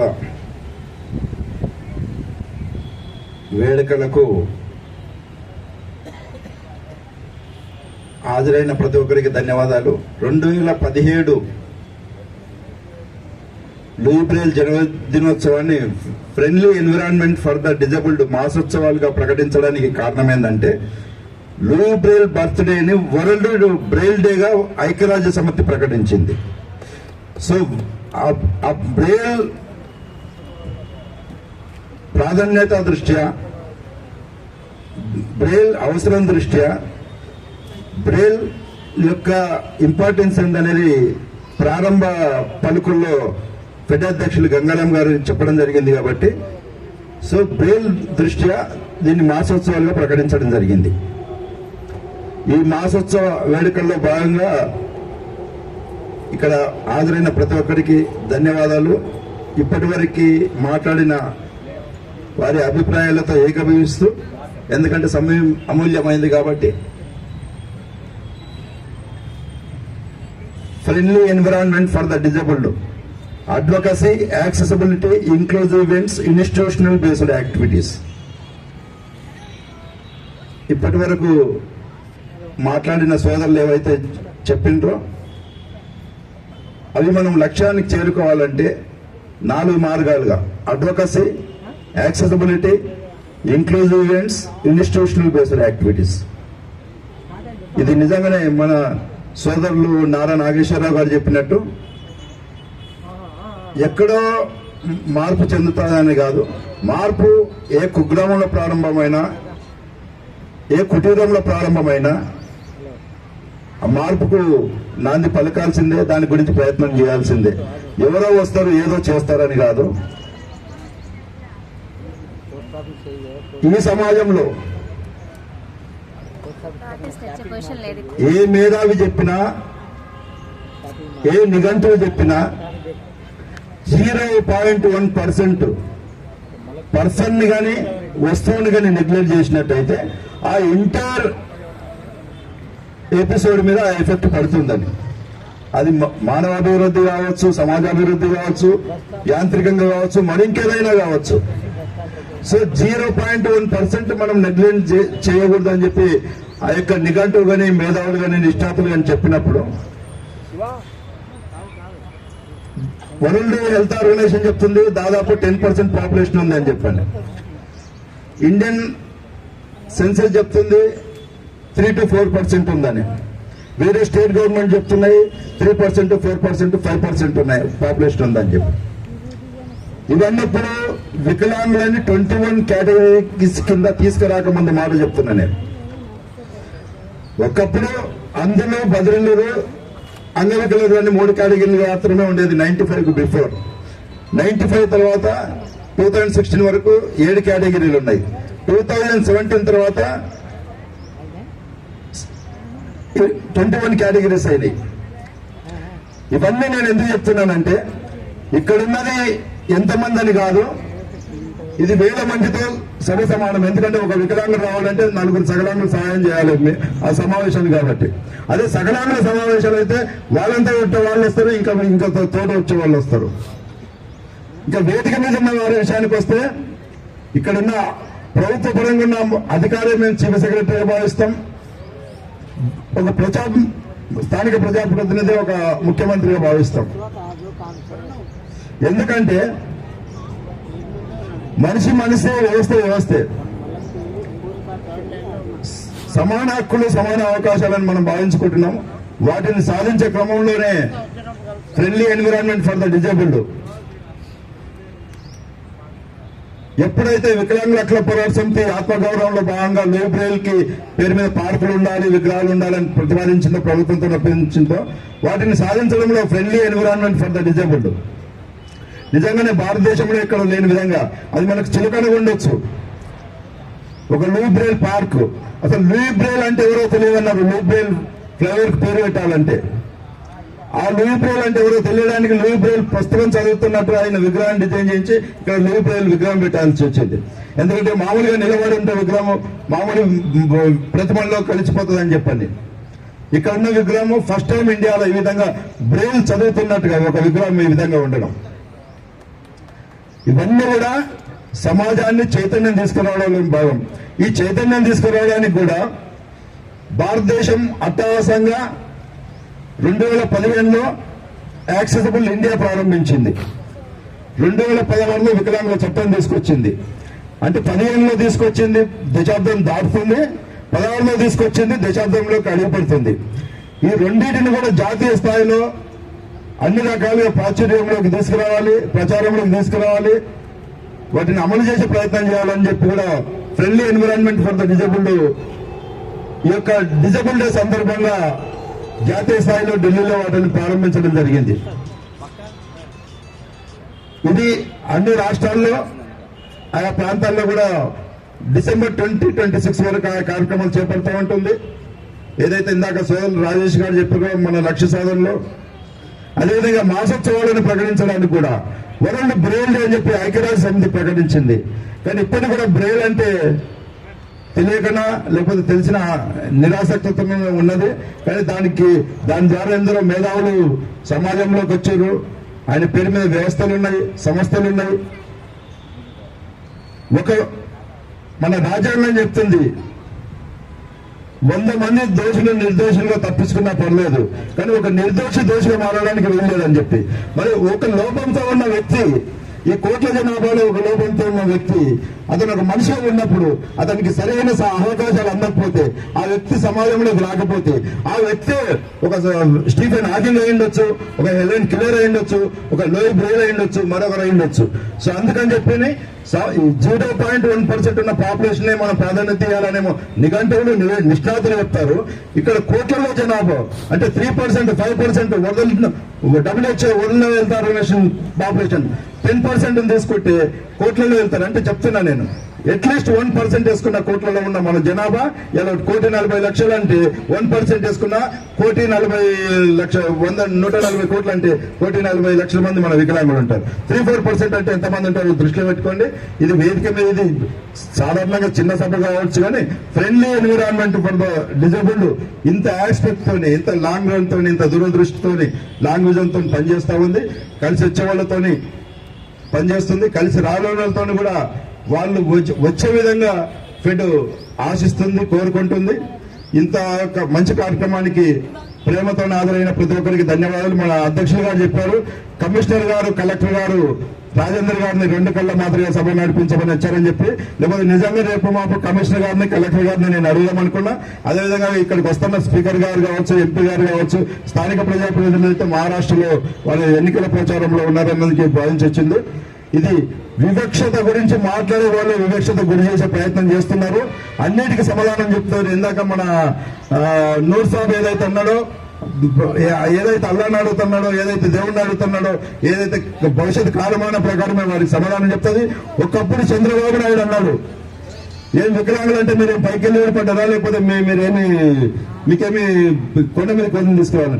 ఆ ఎప్పుడైతే అలిపిన దగ్గర చెయ్యి ఇరిగిందో నక్సలైట్లు దానిలో వాడి, ఆ తర్వాత నుంచి మొదటి ఏదైనా చేయాలంటే వికలాంగులకే చేయాలన్నాడు. అది నిన్న మన డిసెంబర్ 3 వరకు 7 వారాలు ప్రకటించడం వరకు వెళ్తే, అంటే నేను ఒక అనుభవం అయితే తెలియాలని కాదు, కానీ అటువంటి పరిస్థితి తలెత్తకుండానే సమాజంలో ఏదైతే నిజంగా వివక్షత గురవుతుందో, ఏదైతే నిజంగా ప్రజలకు అవసరమవుతుందో, మనం ఒక జంతువుని, ఒక వృక్షాన్ని, ఒక చీమ, ఎంతైతే ప్రాణినిగా మనం గుర్తిస్తామో అన్ని రకాలుగా ఉన్న అవయవలోపంతో ఉన్న వికలాంగులని మనుషులుగా గుర్తించి సమాజంలో అన్నింటిలో రాణించడానికి అన్ని రకాలుగా అవకాశాలు కల్పించాలని కోరుతూ, దానికి ఫెడ్ నిర్విరామంగా కృషి చేస్తుందని కోరుతూ సెలవు తీసుకున్నాం. ధన్యవాదాలు. ధన్యవాదాలు నాగభూషణ్ గారికి. చాలా సంతోషం. మంచి విశ్లేషణాత్మక ప్రసంగాన్ని ఇవ్వడం జరిగింది. ఈ పార్క్ ఏర్పాటు చేసిన క్రమంలో ఫ్రెండ్లీ ఎన్విరాన్మెంట్ అనే సంస్థ ఆవిర్భవించింది. అప్పుడు ఒక మహా ఉద్యమం జరిగినప్పుడు ఏవైతే మనం 36 డిమాండ్లు పెట్టుకొని పోరాడినామో, ఆ 36 డిమాండ్గా లూయిబ్రేల్ విగ్రహాన్ని పబ్లిక్ ప్లేస్ లో స్థాపించాలన్నాం. అప్పుడు మున్సిపల్ మినిస్టర్ గారు కావచ్చు, స్వర్గీయ కోనే రంగారావు గారు, అప్పటి మేయర్ కావచ్చు శ్రీమతి కార్తికారెడ్డి గారు, అక్కడ డిజేబుల్డ్ పార్క్ చేస్తే ఇక్కడ కూడా మరి ప్రవీణ్ ప్రకాష్ లాంటి అడిషనల్ కమిషనర్స్ ఉండి ఈ పార్కును కూడా ఏర్పాటు చేయడం జరిగింది. చాలా చక్కటి, ఇండియాలోనే ఫస్ట్ పార్క్ ఇది. ధన్యవాదాలు తెలియజేసుకుంటూ, శ్రీహరి గారి కంటే ముందు పెద్దలు మన మలక్పేట్ సర్కిల్ డిప్యూటీ కమిషనర్ గారు శ్రీ ఎంకే అలీ గారిని మాట్లాడవలసిందిగా కోరుతున్నాం.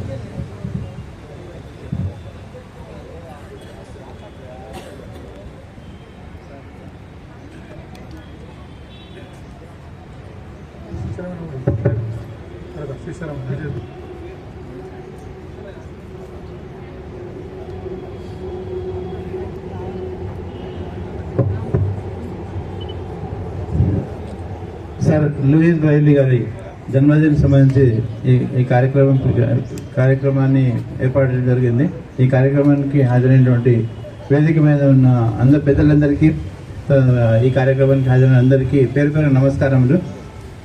అయితే లూయిస్ బ్రెయిలీ గారు, ఆయన కళ్ళు లేకుండా మేము బాధపడ్డ అప్పుడు ఆలోచించి నాలాగా వేరే వాళ్ళు కూడా ఎవరు బాధపడొద్దని చెప్పేసి చాలా కృషి చేసి ఒక లిపిని తయారు చేసిళ్ళు. ఆ లిపి చేయడం వల్ల చాలామందికి చీకటి నుంచి వెలుగులోకి రావడానికి అవకాశం వచ్చింది.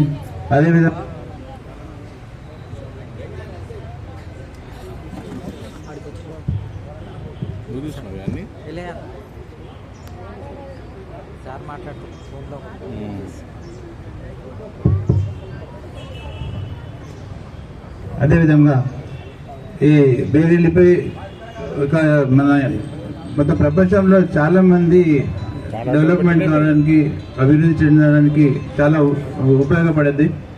అయితే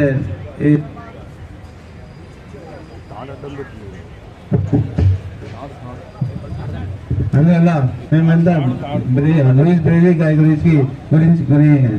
గారికి మనమందరం రుణపడి ఉన్నాం. అయితే ఆయనని స్మరించుకోవడం చాలా ఉత్తమంగా ఉంది, మంచిగా అనిపిస్తుంది. ఎందుకంటే ఆయన చాలా మందికి సాయం చేస్తున్నట్టు అయిపోయింది. ఆయన లేకపోయినా కానీ ఆయన చూపించిన దారి, ఆయన చూపించిన లిపి వీళ్ళందరికీ ఎవరైతే విజువల్ ఉన్నారో వాళ్ళందరికీ చాలా ఉపయోగపడుతుంది. అయితే ఆయనకి చాలా చాలా థ్యాంక్స్. అయితే ఈ అవకాశం నాకు ఇచ్చినందుకు మీ అందరికీ ధన్యవాదాలు. ధన్యవాదాలు.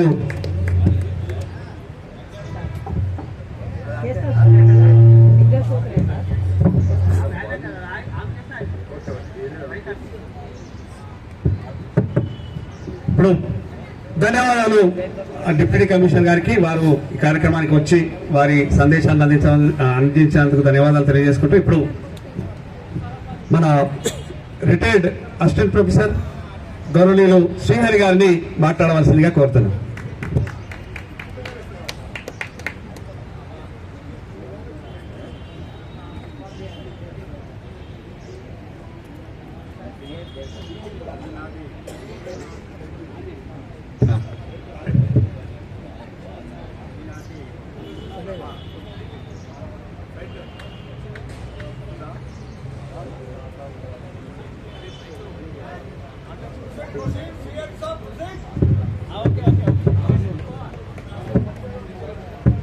Right.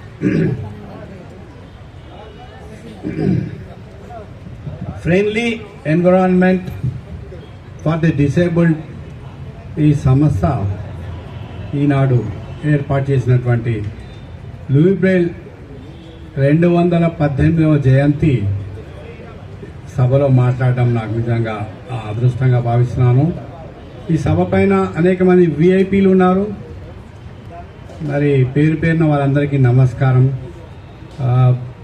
మన డిపార్ట్మెంట్ నుంచి అసిస్టెంట్ డైరెక్టర్ రాజేంద్ర రెడ్డి గారు అనుకుంటాను, అట్లాగే deputy commissioner, zonal deputy commissioner for municipal deputy commissioner గారు ఉన్నారు, అలాగే ప్రాజెక్ట్ ఆఫీసర్ గారు ఉన్నారు. తర్వాత ఈ సభ అధ్యక్షుడు, ఈ ఫెడ్ యొక్క ప్రెసిడెంట్ గంగారాం గారు, సెక్రటరీ నాభూషణ గారు మరియు మిత్రులు, మీ అందరికీ నమస్కారం. Thank you. నేను కొంచెం ఇంగ్లీష్లో మాట్లాడతాను, మీకు ఎవరికి అబ్జెక్షన్ లేదు కదా. So I'm very very happy to speak on this occasion. It gives me immense and profuse pleasure in talking to you on this occasion. ఇది నిజంగా చాలా అభినందనీయము. నేను once I have suggested to the commissioner for the disabled, ఏమని Telugu English రెండింటిలో మాట్లాడతాను so that అందరికీ problem ఉండకుండా ఉంటుంది. I suggested the commissioner in a meeting which was conducted for the organization of Louis birth anniversary last year. ఆ రోజు నేను ఏం చెప్పాను, దీనికి మీరంతా కూడా డిసేబుల్డ్ ఆర్గనైజేషన్స్ వాళ్ళు ఒక రెజల్యూషన్ పాస్ చేయండి. ఏమని చెప్పాను అంటే లూయి బ్రెయిల్ పేరు మీద ఒక అవార్డు పెట్టండి అని చెప్పాను. నేను ఒక అవార్డు, ఒక ఎంప్లాయీకి, టీచర్కి, ఎవరైనా ఒక బ్లైండ్కి ఈ అవార్డు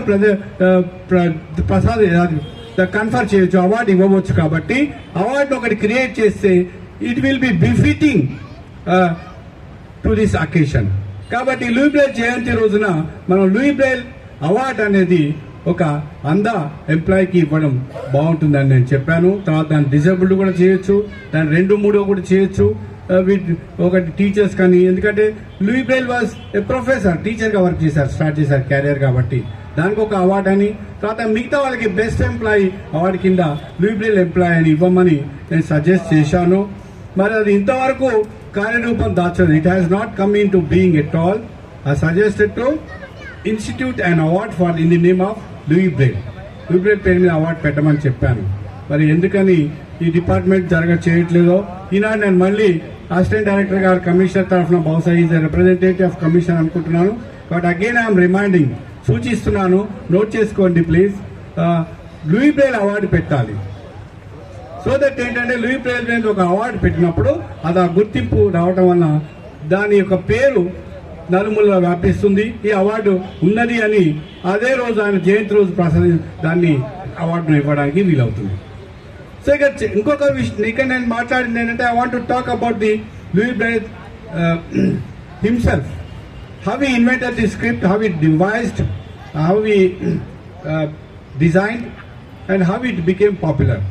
అలాంటి విషయాలు చాలా మంది ఇక్కడ మిస్ఇన్ఫర్మేషన్ ఉన్నది, కొంచెం తక్కువగా చెప్తున్నారు. చాలా మందికి అసలు అవగాహన లేదు.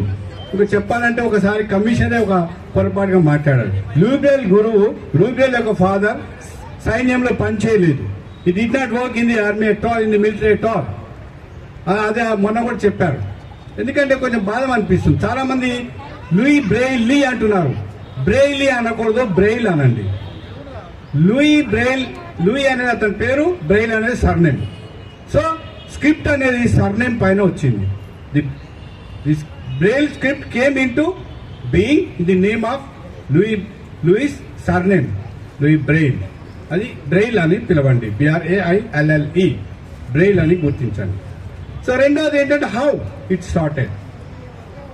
The father of the Louis Braille was a horse shoe maker.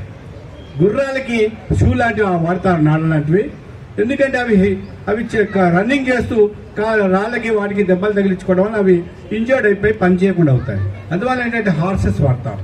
So shoe horses were, he was preparing shoe horses. Who was the father of Louis Braille.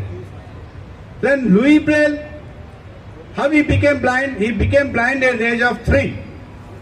In the absence of his father, Louis Braille went to the workshop. పక్కనే ఉంటుంది ఇంటికి, అందులోకి వెళ్ళాడు. తాను కూడా వాళ్ళ father లాగానే he tried to act as if he was preparing a shoe horse. అలా చేస్తున్నట్టు ఒక చర్మాన్ని he took a leather piece and he took an awl. Awl అంటే సువా, రంధ్రాన్ని గుచ్చడానికి ఉపయోగించేది ఆల్ అంటారు, AWAL, awl. So AWAL awl అంటారు. He took an awl and he pressed the leather. He jabbed it. Jab అంటే గట్టిగా పేస్ మొత్తం నొక్కడం. He jabbed that and it made a dent into the leather. And while he was doing this he shook his head. తల వంచి ఉన్నాడు. ఆ leather లోంచి వచ్చి అది సరిగ్గా కంట్లోకి వెళ్ళిపోయి కన్ను గుచ్చుకుంది. So it pierce his eye and the blood was gushing out of it. రక్తం ధారలాగా కారింది. తర్వాత ఆ కన్ను అలా పోయింది. He lost that eye and after few days that another eye, other eye also got infected. ఈ ఇన్ఫెక్షన్ దానికి వచ్చింది. ఇక్కడ బాగా ఇంజరీ అయింది కదా, రక్తం ద్రవం లాగా ప్రవహించి, so infection, that I also got infected. As a result, he became blind from both the eyes. ఇది మీరు గుర్తించాల్సిందిగా చెప్తున్నాను. The Louis Braille father was a shoemaker for the horses. అతను it did not work in the military service at all. ఇది note చేసుకోండి please. Next ఏంటంటే Louis Braille was very anxious to study. చదువు అంటే ఆయనకు చాలా ఇష్టం. He was very anxious for studies. ఆ లోకల్లో ఉన్న నార్మల్ స్కూల్స్ కి, when there was a school he was born in Coupvray village near by Paris. Paris దగ్గరలో కూప్రే విలేజ్ లో అతను జీవించేవాడు. ఆ స్కూల్లోకి వెళ్ళి పాఠాలు వింటుండేవాడు. He was listening to the lessons taught by the teachers in the school, ఇక్కడ కూప్రేలో. Realising this, he father he notice this and in order to promote the interest of the Louis Braille, he took him to the France, Paris, where a school was established for the visually challenged, for the blind or visually impaired, VI అంటాం. So అక్కడ స్కూల్లోకి తీసుకెళ్ళారు. Paris లో ఒక school ఉంది.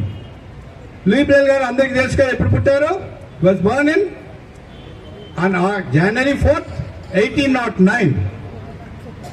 తర్వాత అక్కడికి వెళ్ళిన తర్వాత దేర్ వాజ్ అక్కడ ఎట్లా జరుగుతుంది teaching, how people were taught, the visually challenged were taught with the embossed letters. Embossed letters అంటే ఈ మామూలు లెటర్స్ ఉబ్బుగా ఉంటాయి. ఇలా ఉంటుంది, ఈ చేతితో పుణికితే తెలుస్తుంది, దాన్ని ఎంబోస్డ్ అంటాం. He was the visually challenged were in the Paris blind school. They were to touch the letters, normal letters. ఆ లెటర్స్ చదవడం చాలా కష్టంగా ఉంది. It was too difficult for them to read out.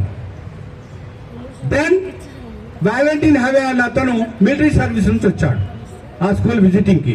వచ్చి ఏం చేశాడంటే 12 డాట్స్ తోటి ఉన్న ఒక స్క్రిప్ట్ తీసుకొచ్చారు. In those days there was a script. So I try to concise and నచ్చల్ పుట్టింది నచ్చల్. తొందరగా నేను ముగిస్తాను, మరి ఇక టైం సమస్య ఉన్నట్టుంది. అందువల్ల ఏంటంటే అతను ఆ విధంగా 12 డాట్ స్క్రిప్ట్ ని 6 డాట్స్, ఎందుకంటే 12 డాట్ స్క్రిప్ట్ సీక్రెట్ మెసేజ్ పంపించడానికి మిలిటరీలో వాడుతున్నారు ఆ రోజుల్లో. It was being used in the military service to send secret message to the military officials. దాన్ని పొందడం కూడా కష్టంగా ఉంది. It was too difficult for the people to feel the letter by the finger tip. అందువల్ల ఏంటంటే దాన్ని 6 dots గా ఆయన దాన్ని కుదించాడు. He tried to cut short the 12 dots into 6 dots, and from the 6 dots script for the whole languages in the world evolved, emanated from that. The real script was Braille script, emanated from the 6 dots, which brought light into the crores of visually challenged across the world. ప్రపంచంలోని అనేక మంది అందులకు అది ఒక script గా మారింది. ఇక్కడ అక్షరాలు 6 ఉంటాయి. ఏ అయితే మనం ఏ అంటాము, మన తెలుగులో ఆ అంటాం. అలా ప్రతి భాషలో వాళ్ళకి స్క్రిప్ట్స్ గా పెట్టుకొని దాన్ని అన్ని భాషల్లో లిపిని తయారు చేశారు. ఆనాటి నుంచి అది చాలా అద్భుతంగా కొనసాగుతుంది. ఎలిమినేటింగ్ క్రోర్స్ ఆఫ్ పీపుల్, ఎంతో మంది ఇప్పుడు ఐఏఎస్ పీపుల్ కూడా బ్లైండ్ కాగలుగుతున్నారు మన కోర్టులో కేసులు వేసి అక్కడ కూడా గెలవడం వల్ల. అంచేత ఏంటంటే ఈ విధంగా మనం అని ఈరోజు ఉద్యోగాల్లో రాణించగలుగుతున్నాం. అంటే సమాజంలో ఒకప్పుడు మనం అంధకారం అంటే అజ్ఞానం అని చెప్తాం, అంధకారం కాదు. కళ్ళు లేకపోతే కళ్ళు మూసుకుంటే అంధకారం ఉంటుందని, కానీ మనం అజ్ఞానంలో ఉన్నాం. అజ్ఞానం అంటే చదువు లేదు. ఈ స్క్రిప్ట్ ఎప్పుడైతే వచ్చిందో అప్పుడు చదువు వచ్చింది. With that the avenue for the revenue was open for the blind. అంటే అవెన్యూ అంటే ఒక పెద్ద మార్గం, 20+ చెట్లు అవి నాటి ఉంటే దాని అవెన్యూ అంటారు. సో అవెన్యూ ఆఫ్ రెవెన్యూ అంటే మనకి ఇన్కమ్ రావడం, ఉద్యోగాలు చేయడం ద్వారా రెవెన్యూ వస్తుంది, ఇన్కమ్ వస్తుంది. కాబట్టి ఆ revenue was open for that.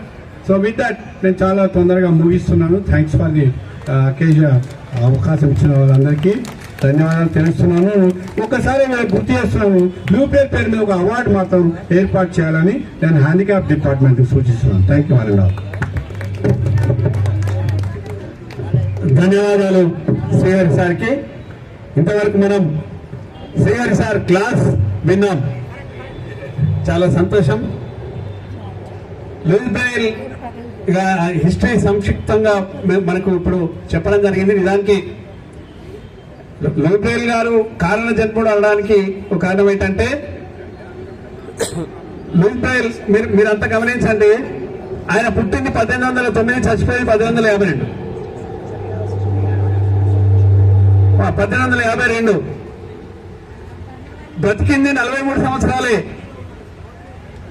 అతను ఈ స్క్రిప్ట్ తయారు చేసిన తర్వాత అతని మరణానంతరం గుర్తింపు లభించింది బ్రెయిల్ అని, బ్రెయిల్ స్క్రిప్ట్ అని. ఆ స్క్రిప్ట్ కు ప్రపంచవ్యాప్తంగా, కానీ ఆ గుర్తింపు కోసం కూడా ఎన్నో సవాళ్లను వాళ్ళ శిష్యులు ఎదుర్కోవడం జరిగింది.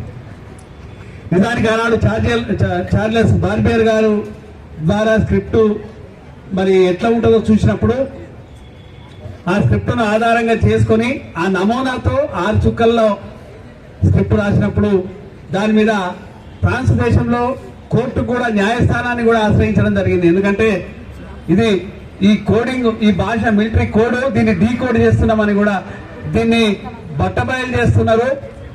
ఇది రాజద్రోహం కిందికి వస్తుంది, దేశద్రోహం కిందికి వస్తుంది అని కూడా కోర్టులో కేసేస్తే దాన్ని కూడా శిష్యులు ఎదుర్కొని అది దేశద్రోహం కిందికి రాదు, ఈ భాష వేరు, ఈ లాంగ్వేజ్ వేరు, ఈ స్క్రిప్ట్ వేరు, ఆ స్క్రిప్ట్ వేరని మరి నిరూపించి ఇవాళ ప్రపంచవ్యాప్తంగా 6 చుక్కల్లోనే ప్రపంచ భాషలన్నింటినీ కూడా అమర్చిన మరి లూయిస్ బ్రెయిల్ గారికి మరి నివాళులు అర్పిస్తూ ఇప్పుడు శ్రీశైలం గారిని మాట్లాడవలసిందిగా కోరుతున్నాం.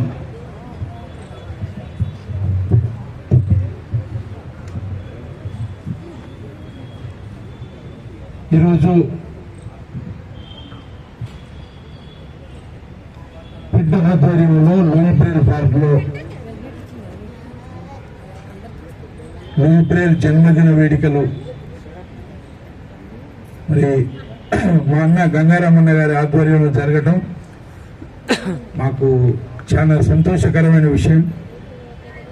ఎందుకంటే ఒరిజినల్ గా 4వ తారీఖు నుంచి మనం కార్యక్రమాలు చేసుకుంటాం.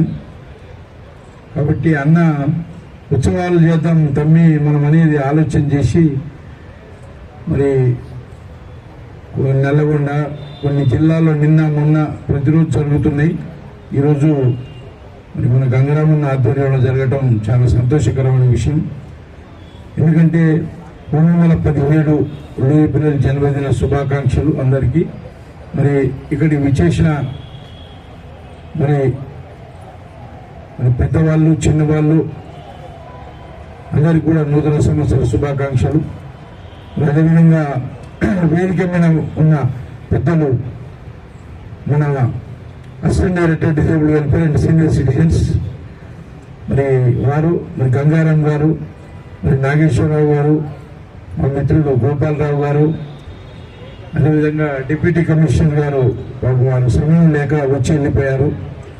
వీళ్ళందరికీ కూడా నేను ధన్యవాదాలు తెలియజేస్తున్నాను. మా అన్నగారు ఏ కార్యక్రమం తీసుకున్నా కూడా అసలు ఒక సక్సెస్ఫుల్ చేయాలనే ఉద్దేశంతో కార్యక్రమం తీసుకుంటారు.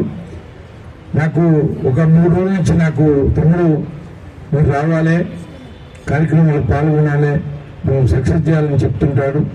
కాబట్టి అన్నగారికి మరి గంగారామన్న గారికి ప్రత్యేకంగా ధన్యవాదాలు తెలియజేస్తున్నాను. ఈ లూయి బ్రెయిల్ కార్యక్రమాలు ఇంకా కూడా రేపు ఎల్లుండి కూడా మన కార్యక్రమాలు జరుగుతున్నాయి. కాబట్టి ఈరోజు మరి ఈ యొక్క లూయి బ్రెయిల్ పార్కులో ఈ కార్యక్రమం జరగటం నాకు చాలా సంతోషకరమైన విషయం. కాబట్టి ఈ వ్యవస్థ అంతా ఏర్పాటు చేశాను. సారీ మర్చిపోయాను, అన్నదాత సుఖీభవ ఈరోజు వచ్చిన వాళ్ళందరికీ భోజనం పెడుతున్న శ్రీ విజయ్ కుమార్ గారికి, అదేవిధంగా మరి ఇంకేమైనా మర్చిపోతే నాగభూషణ్ గారికి, మరి వీళ్ళందరూ కూడా మరి యొక్క మంచి కార్యక్రమం చేసినందుకు మరి ధన్యవాదాలు తెలియజేస్తున్నాను. మరి ఈ యొక్క నాకు మాట్లాడటానికి అవకాశం ఇచ్చిన మరి సభా అధ్యక్షులు శ్రీ గోపాలరావు గారికి, మరి అదేవిధంగా ఇక్కడ వచ్చిన వాళ్ళందరికీ కూడా ధన్యవాదాలు తెలియజేస్తూ జై హింద్, జై భారత్. ధన్యవాదాలు శ్రీశైలం గారు. సభ ముందుకు కొనసాగుతుంది. మరి కొద్ది క్షణాల్లో ఊహింపు కార్యక్రమం ఉంటుంది. ఇప్పుడు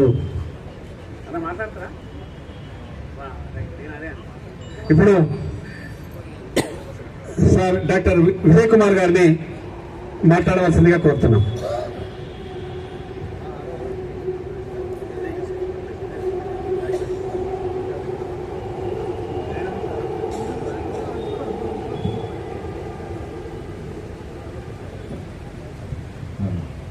నమస్కారం అండి. సర్వేంద్రియానం నయనం ప్రధానం అన్నారు పెద్దలు.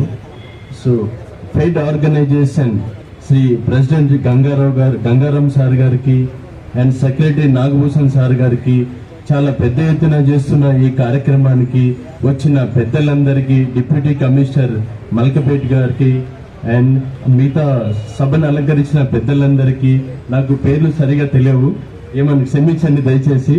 అండ్ వచ్చిన అందరికీ, సోదర సోదరిమణులకు అందరికీ నమస్కారం అండి. సో జనరల్ గా కళ్ళు నుండి చూడలేని వారు అందులండి.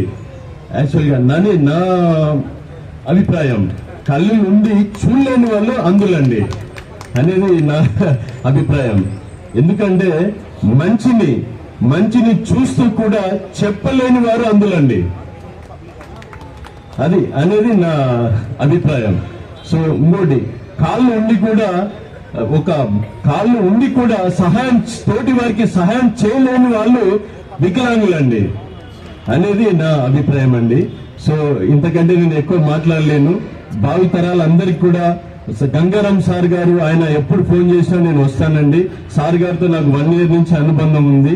బాగా 2-3 కార్యక్రమాలకు అటెండ్ అయ్యాను. నేను సేవ కార్యక్రమాలు చేస్తూ ఉంటాను. అంటే నా సంపాదనలో 20-30% సేవ కార్యక్రమాలు చారిటీస్కే వెళ్తూ ఉంటాయి. నేను సార్ గారు చెప్పినట్టు ప్రతి ఫంక్షన్ లో నేను థాయిలాండ్ నుంచి వచ్చాను. మరుసటి రోజు కూడా గవర్నర్ గారి ఫంక్షన్ ఉంటే లాస్ట్ ఇయర్ వచ్చాను. సో సార్ తప్పకుండా వస్తాను. నా చేతిని ఎంత చేసినది అంత సాయం తప్పకుండా చేస్తాను సార్. థ్యాంక్ యూ, ధన్యవాదాలండి అందరికీ. ధన్యవాదాలు విజయ్ కుమార్ సార్ గారికి.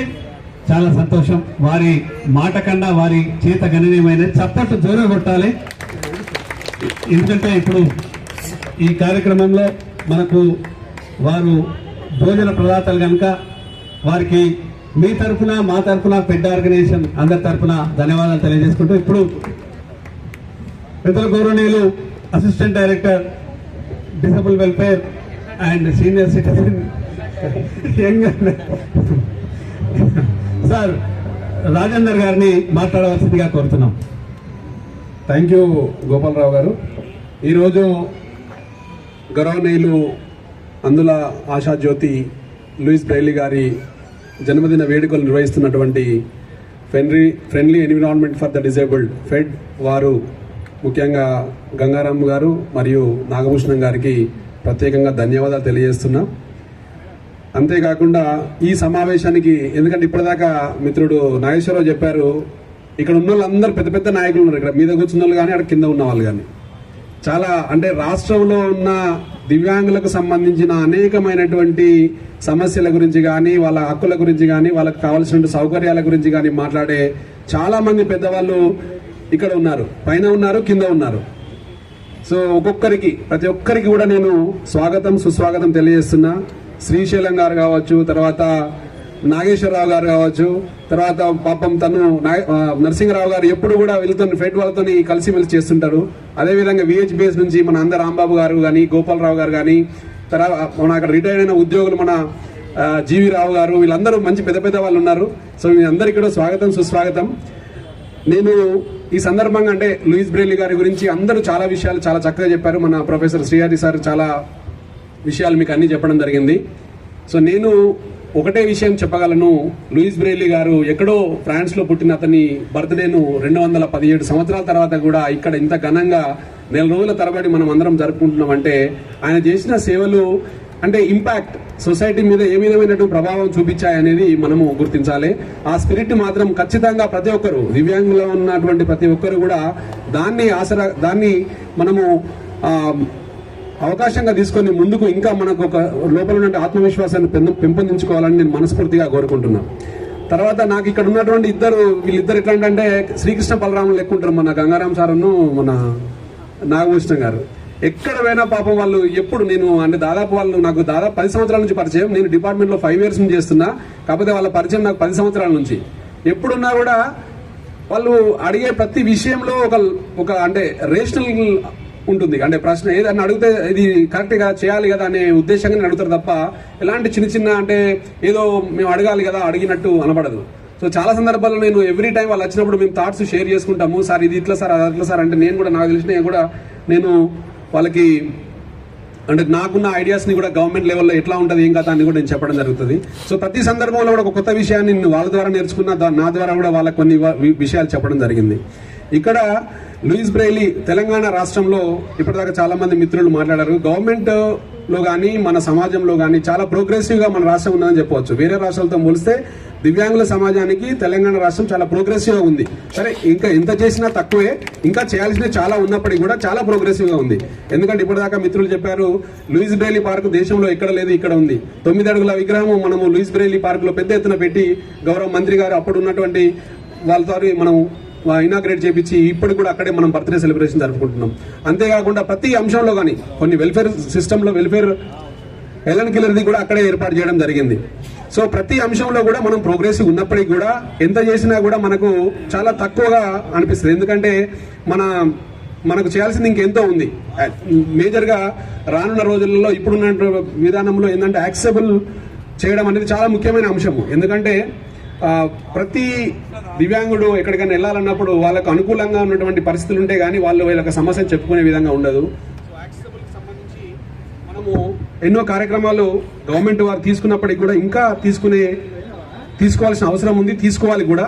సో దాన్ని ఖచ్చితంగా అంటే నేనున్న పరిస్థితుల్లో నా స్థాయి తక్కువైనప్పటికీ కూడా ఎక్కడెక్కడైతే ఏ ఫోరంలో అయితే ఎక్కడెక్కడైతే డిస్కస్ చేయాలో ఖచ్చితంగా ఆ విషయాలను కూడా మేము కూడా మీకన్నా ముందుగానే చెప్తాము. కాకపోతే పరిస్థితులను బట్టి వాటి యొక్క అవకాశాలు, వాటి ఇంప్లిమెంటేషన్ జరుగుతుంది అనేది మీరు గుర్తించాలి.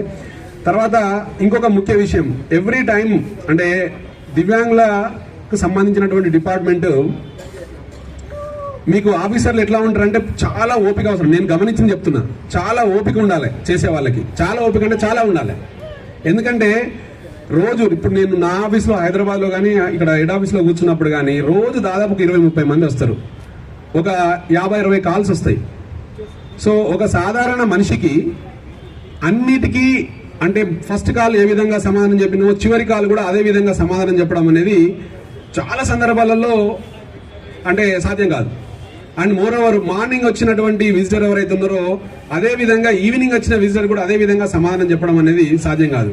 ఎందుకు అంటే మీరు ఒకరినే చూస్తారు, మీరు ఒకరే, కానీ మాకు రోజు చాలా మంది వస్తారు. సో ఇది మీరు జస్ట్ మనసులో పెట్టుకోవాలి. ఎందుకంటే సార్ మీ దగ్గరికి వస్తే మీరు, కాకపోతే నాకున్న అనుభవం ప్రకారం చెప్తున్నాను, నేను ఎప్పుడు కూడా ఎవరికి కూడా మాక్సిమం ఈవెన్ రాత్రి 12 గంటలకు కూడా నాకు కాల్స్ వస్తాయి. అప్పుడైనా కూడా నేను అదే విధంగా సమాధానం చెప్తాను. బట్ ఇంకా ఓ 100లో 2-3 సందర్భాలు కావచ్చు నాకు తెలిసి, అంటే నేను చెప్పలేని పరిస్థితిలో. అంతేగాని సో మాకు అంటే ఎంత చేసినా కూడా ఇంకా తక్కువనే అనిపిస్తుంది. ఎందుకంటే మీ దృష్టిలో మీ కోణంలో చూసినప్పుడు మేము చేసేది తక్కువనే అనిపిస్తుంది, కానీ మా కోణంలో చూసినప్పుడు మేము మాక్సిమం ఇప్పుడున్న ఆఫీసర్లు ఎవరైనా కూడా అన్ని విధాలుగా వాళ్ళ యొక్క పూర్తి స్థాయి సమయాన్ని, పూర్తి స్థాయి శ్రమని, వాళ్ళ యొక్క ఎనర్జీని అంతా కూడా మీకు ఇవ్వడం జరుగుతుంది. అయినా కూడా మీకు తక్కువనే అనిపిస్తుంది. కాకపోతే ఇంకా ముందు మీరు అడగాల్సింది ఏంటంటే మంచి సర్వీస్ రావడానికి మంచి ఉన్నటువంటి సర్వీస్ డెలివరీ స్ట్రక్చర్ని మనం కోరుకోవాలి. దానివల్ల ఏమైందంటే మీకు ఫెసిలిటీస్ ఈజీగా వస్తాయి. సో ప్రతి ఒక్కరు ఇప్పుడు మనం చాలా సందర్భాల్లో మాట్లాడుకున్నాం, సార్ మేము అక్కడికి పోతే సమాధానం రాదు సార్ అంటే మీరు ఎక్స్పెక్ట్ చేసిన సమాధానం రాకపోవచ్చు, అక్కడ ఉన్నటువంటి పరిస్థితులు వేరుండొచ్చు. అలాంటి వాటిని మీరు చిన్నపుచ్చుకోవద్దని నేను మనస్ఫూర్తిగా కోరుకుంటున్నా. మరి ఇంకొక ముఖ్య విషయం ఏంటంటే ఈ రైట్ బేస్డ్ సిస్టమ్ నుంచి అంటే వికలాంగుల హక్కులకు సంబంధించినటువంటి దాని యొక్క ఆ శకం నుంచి మనం ఇప్పుడు ఎకానమిక్ ప్రొడక్షన్ శకంలోకి వెళ్ళిపోతున్నాం. ఎందుకంటే గవర్నమెంట్ ఇచ్చినటువంటి విజన్ 2047లో కూడా ప్రొడక్షన్ లెవెల్లో ఉండాలి. అంటే ప్రతి ఒక్క మనిషి, వెదర్ వాళ్ళు పీడబ్ల్యూడీ కావచ్చు, ఉమెన్ కావచ్చు, చిల్డ్రన్ కావచ్చు, ఎవరున్నా కూడా ప్రొడక్టివ్లో పార్టిసిపేట్ చేస్తేనే మనము $3 ట్రిలియన్ ఎకానమీకి రీచ్ అవుతాం అనేది 2047 డాక్యుమెంట్ చెప్తున్నటువంటి అంశం. కాబట్టి ఇక్కడ ఉన్నటువంటి దివ్యాంగులు పెద్దవాళ్ళందరూ ఉన్నారు, మీరందరూ కూడా. సో మనం ఎంతసేపు మనం గవర్నమెంట్ నుంచి వచ్చే social welfare, social security is required, ఖచ్చితంగా అవసరం. దాంతో పాటుగా మన వంతుగా మనము ఎకానమీకి ఏ విధంగా తోడ్పాటు అందిస్తాము, ప్రొడక్టివ్ సైడ్లో ఏ విధంగా ఉంటాము అనే దాన్ని కూడా మీరు దృష్టిలో పెట్టుకొని ఆ కోణంలో మీరు ముందుకు ప్రోత్సహించాలని మనస్ఫూర్తిగా కోరుకుంటున్నా. ఎందుకంటే మేము మా హాస్టల్స్ సంబంధించి హైదరాబాద్లో నేను అంటే విజువల్ ఇంపైర్డ్ హాస్టల్ చెప్తాం కాబట్టి చాలా మంది పిల్లలకి ఏం చెప్తానంటే, ఒకటి చదువుకుంటే ఉద్యోగము ఎలిజిబుల్ అయితే ఉద్యోగం, లేకపోతే ప్రైవేట్ సెక్టార్లో అయితే ప్రైవేట్ సెక్టార్, లేకపోతే ఏమన్నా సెల్ఫ్ ఎంప్లాయ్మెంట్ ఉంటే సెల్ఫ్ ఎంప్లాయ్మెంట్, లేకపోతే నువ్వు ఇంకేమైనా చేసుకుంటావంటే దానికి సంబంధించిన అవకాశాలు. ఈ విధంగా మనం అన్ని అవకాశాలు ఏ రంగంలో అయితే మనము చక్కగా రాణించగలుగుతామో ఆ రంగంలో మనం ఖచ్చితంగా ప్రయత్నం చేస్తే మీకు రెస్పెక్ట్ అనేది ఖచ్చితంగా వస్తుంది. ఎందుకంటే ఎంతసేపు మనము ప్రతి ఒక్కరు మన కాళ్ళ మీద మనం నిలబడితే ఆ కిక్, ఆ రెస్పెక్ట్ వేరు. సో వెరాజ్ మన కాళ్ళ మీద నిలబడినప్పుడు ఎదుటి మీద డిపెండ్ అయినప్పుడు ఖచ్చితంగా మనలో కొంత చిన్న చూసి అది ఎవరికైనా, అది దివ్యాంగులకని కాదు ఎవరికైనా ఉంది అవకాశం. ఎందుకంటే ఇంట్లో ఉండే ఒక అల్లుడు పెళ్లి చేసుకున్నాడు అనుకోండి, ఏం పని చేయకుండా ఇంట్లో కూర్చున్నాడు అనుకో, 1 రోజు 2 రోజులు వారం రోజులు భోజనం పెడతారు అత్తగారు, తర్వాత వారం తర్వాత నుంచి తిట్టుడు స్టార్ట్ చేస్తారు. సో సింపుల్ అది. సో ఎవరున్నా కూడా అది సాధారణ జరుగుతుంది. కాబట్టి నేను ఏమంటున్నా అంటే ఉన్నంతలో ఎంత చేయవచ్చు, ఏం చేయవచ్చు, అవకాశాలను మనం మన దగ్గరికి ఏం రావు, అవకాశాలను మనం కల్పించుకొని ముందుకు పోవాలనేది ఈ సందర్భంగా నేను తెలియజేస్తున్నా. కాబట్టి మీరందరూ కూడా ఈ స్పిరిట్, లూయిస్ బ్రెయిలీ గారి ఈ స్పిరిట్ ఏదైతే ఉందో, ఆయన ఆ రోజులలోనే ఆ భాషను, ఆ లిపిని మనకు అందించడం జరిగింది. దానివల్ల మనం నేర్చుకున్నాము. ఇప్పుడున్నటువంటి విజువల్ ఇంపైర్డ్లో there are lot of technology improve అయింది. బ్రెయిలీ లిపిని తక్కువగా వాడుతున్నారు, ఎందుకంటే మనకు మొబైల్లో వాయిస్ ఓవర్ అవన్నీ ఉన్నాయి. సో స్క్రిప్ట్ని ఆటోమేటిక్గా అది కన్వర్ట్ చేస్తుంది, చెప్తుంది. అది ఏమైనప్పుడు కూడా నేను ఇప్పటిదాకా గంగారాం సార్తో అదే చెప్తున్నా, అరే భాష మేము కూడా నేర్చుకుంటే సీక్రెట్గా మేము కూడా మాట్లాడుకోవచ్చు కదా నార్మల్ వాళ్ళు. సో అది అందరూ నేర్చుకుంటే మంచిగా ఉంటుంది.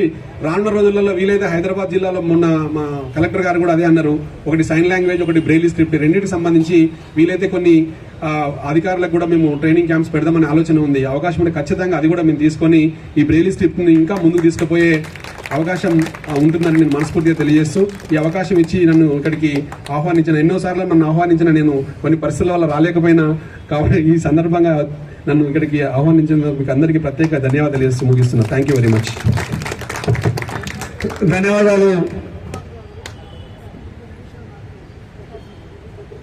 ధన్యవాదాలు రాజేందర్ గారికి. ఏడు సార్, ఇప్పుడు విషయం ఏంటంటే సార్ మంచి విషయాన్ని చెప్పారు. మనం ఇప్పుడు ప్రొడక్షన్ అనే దాని మీద మాట్లాడారు. ఇప్పుడు వికలాంగులు ప్రొడక్ట్ చేయడానికి రెడీగా ఉన్న మార్కెటింగ్ అనేది కొంత ఇబ్బందికరంగా ఉంది. దీని గవర్నమెంట్ పరంగా మన మార్కెటింగ్ కూడా కొంత గవర్నమెంట్ మరి కొంత ఎంకరేజ్ చేయగలిగితే వికలాంగులు కూడా సిద్ధంగా ఉండే అవకాశాలు ఉన్నాయి.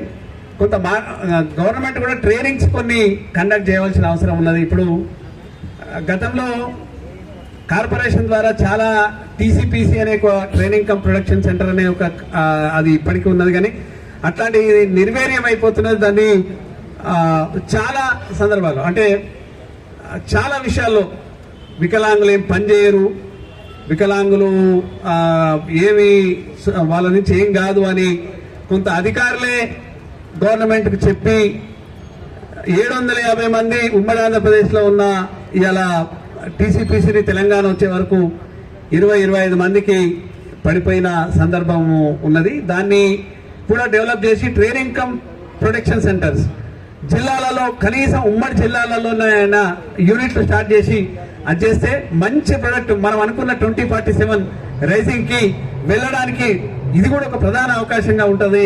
దీన్ని ఏదన్నా ఉంటే పెద్దలు అంటే రాజేందర్ గారి పరిధిలో, ఏడీ గారి పరిధిలో ఎంతవరకు ఉంటుందో దాన్ని ఆ రకంగా సూచన చేయవలసిందిగా కోరుతూ, నిజమే మంచి అవకాశం. ప్రైవేట్గా కూడా ప్రొడక్ట్ చేసే వాళ్ళు కూడా చాలా మంది ఉన్నారు.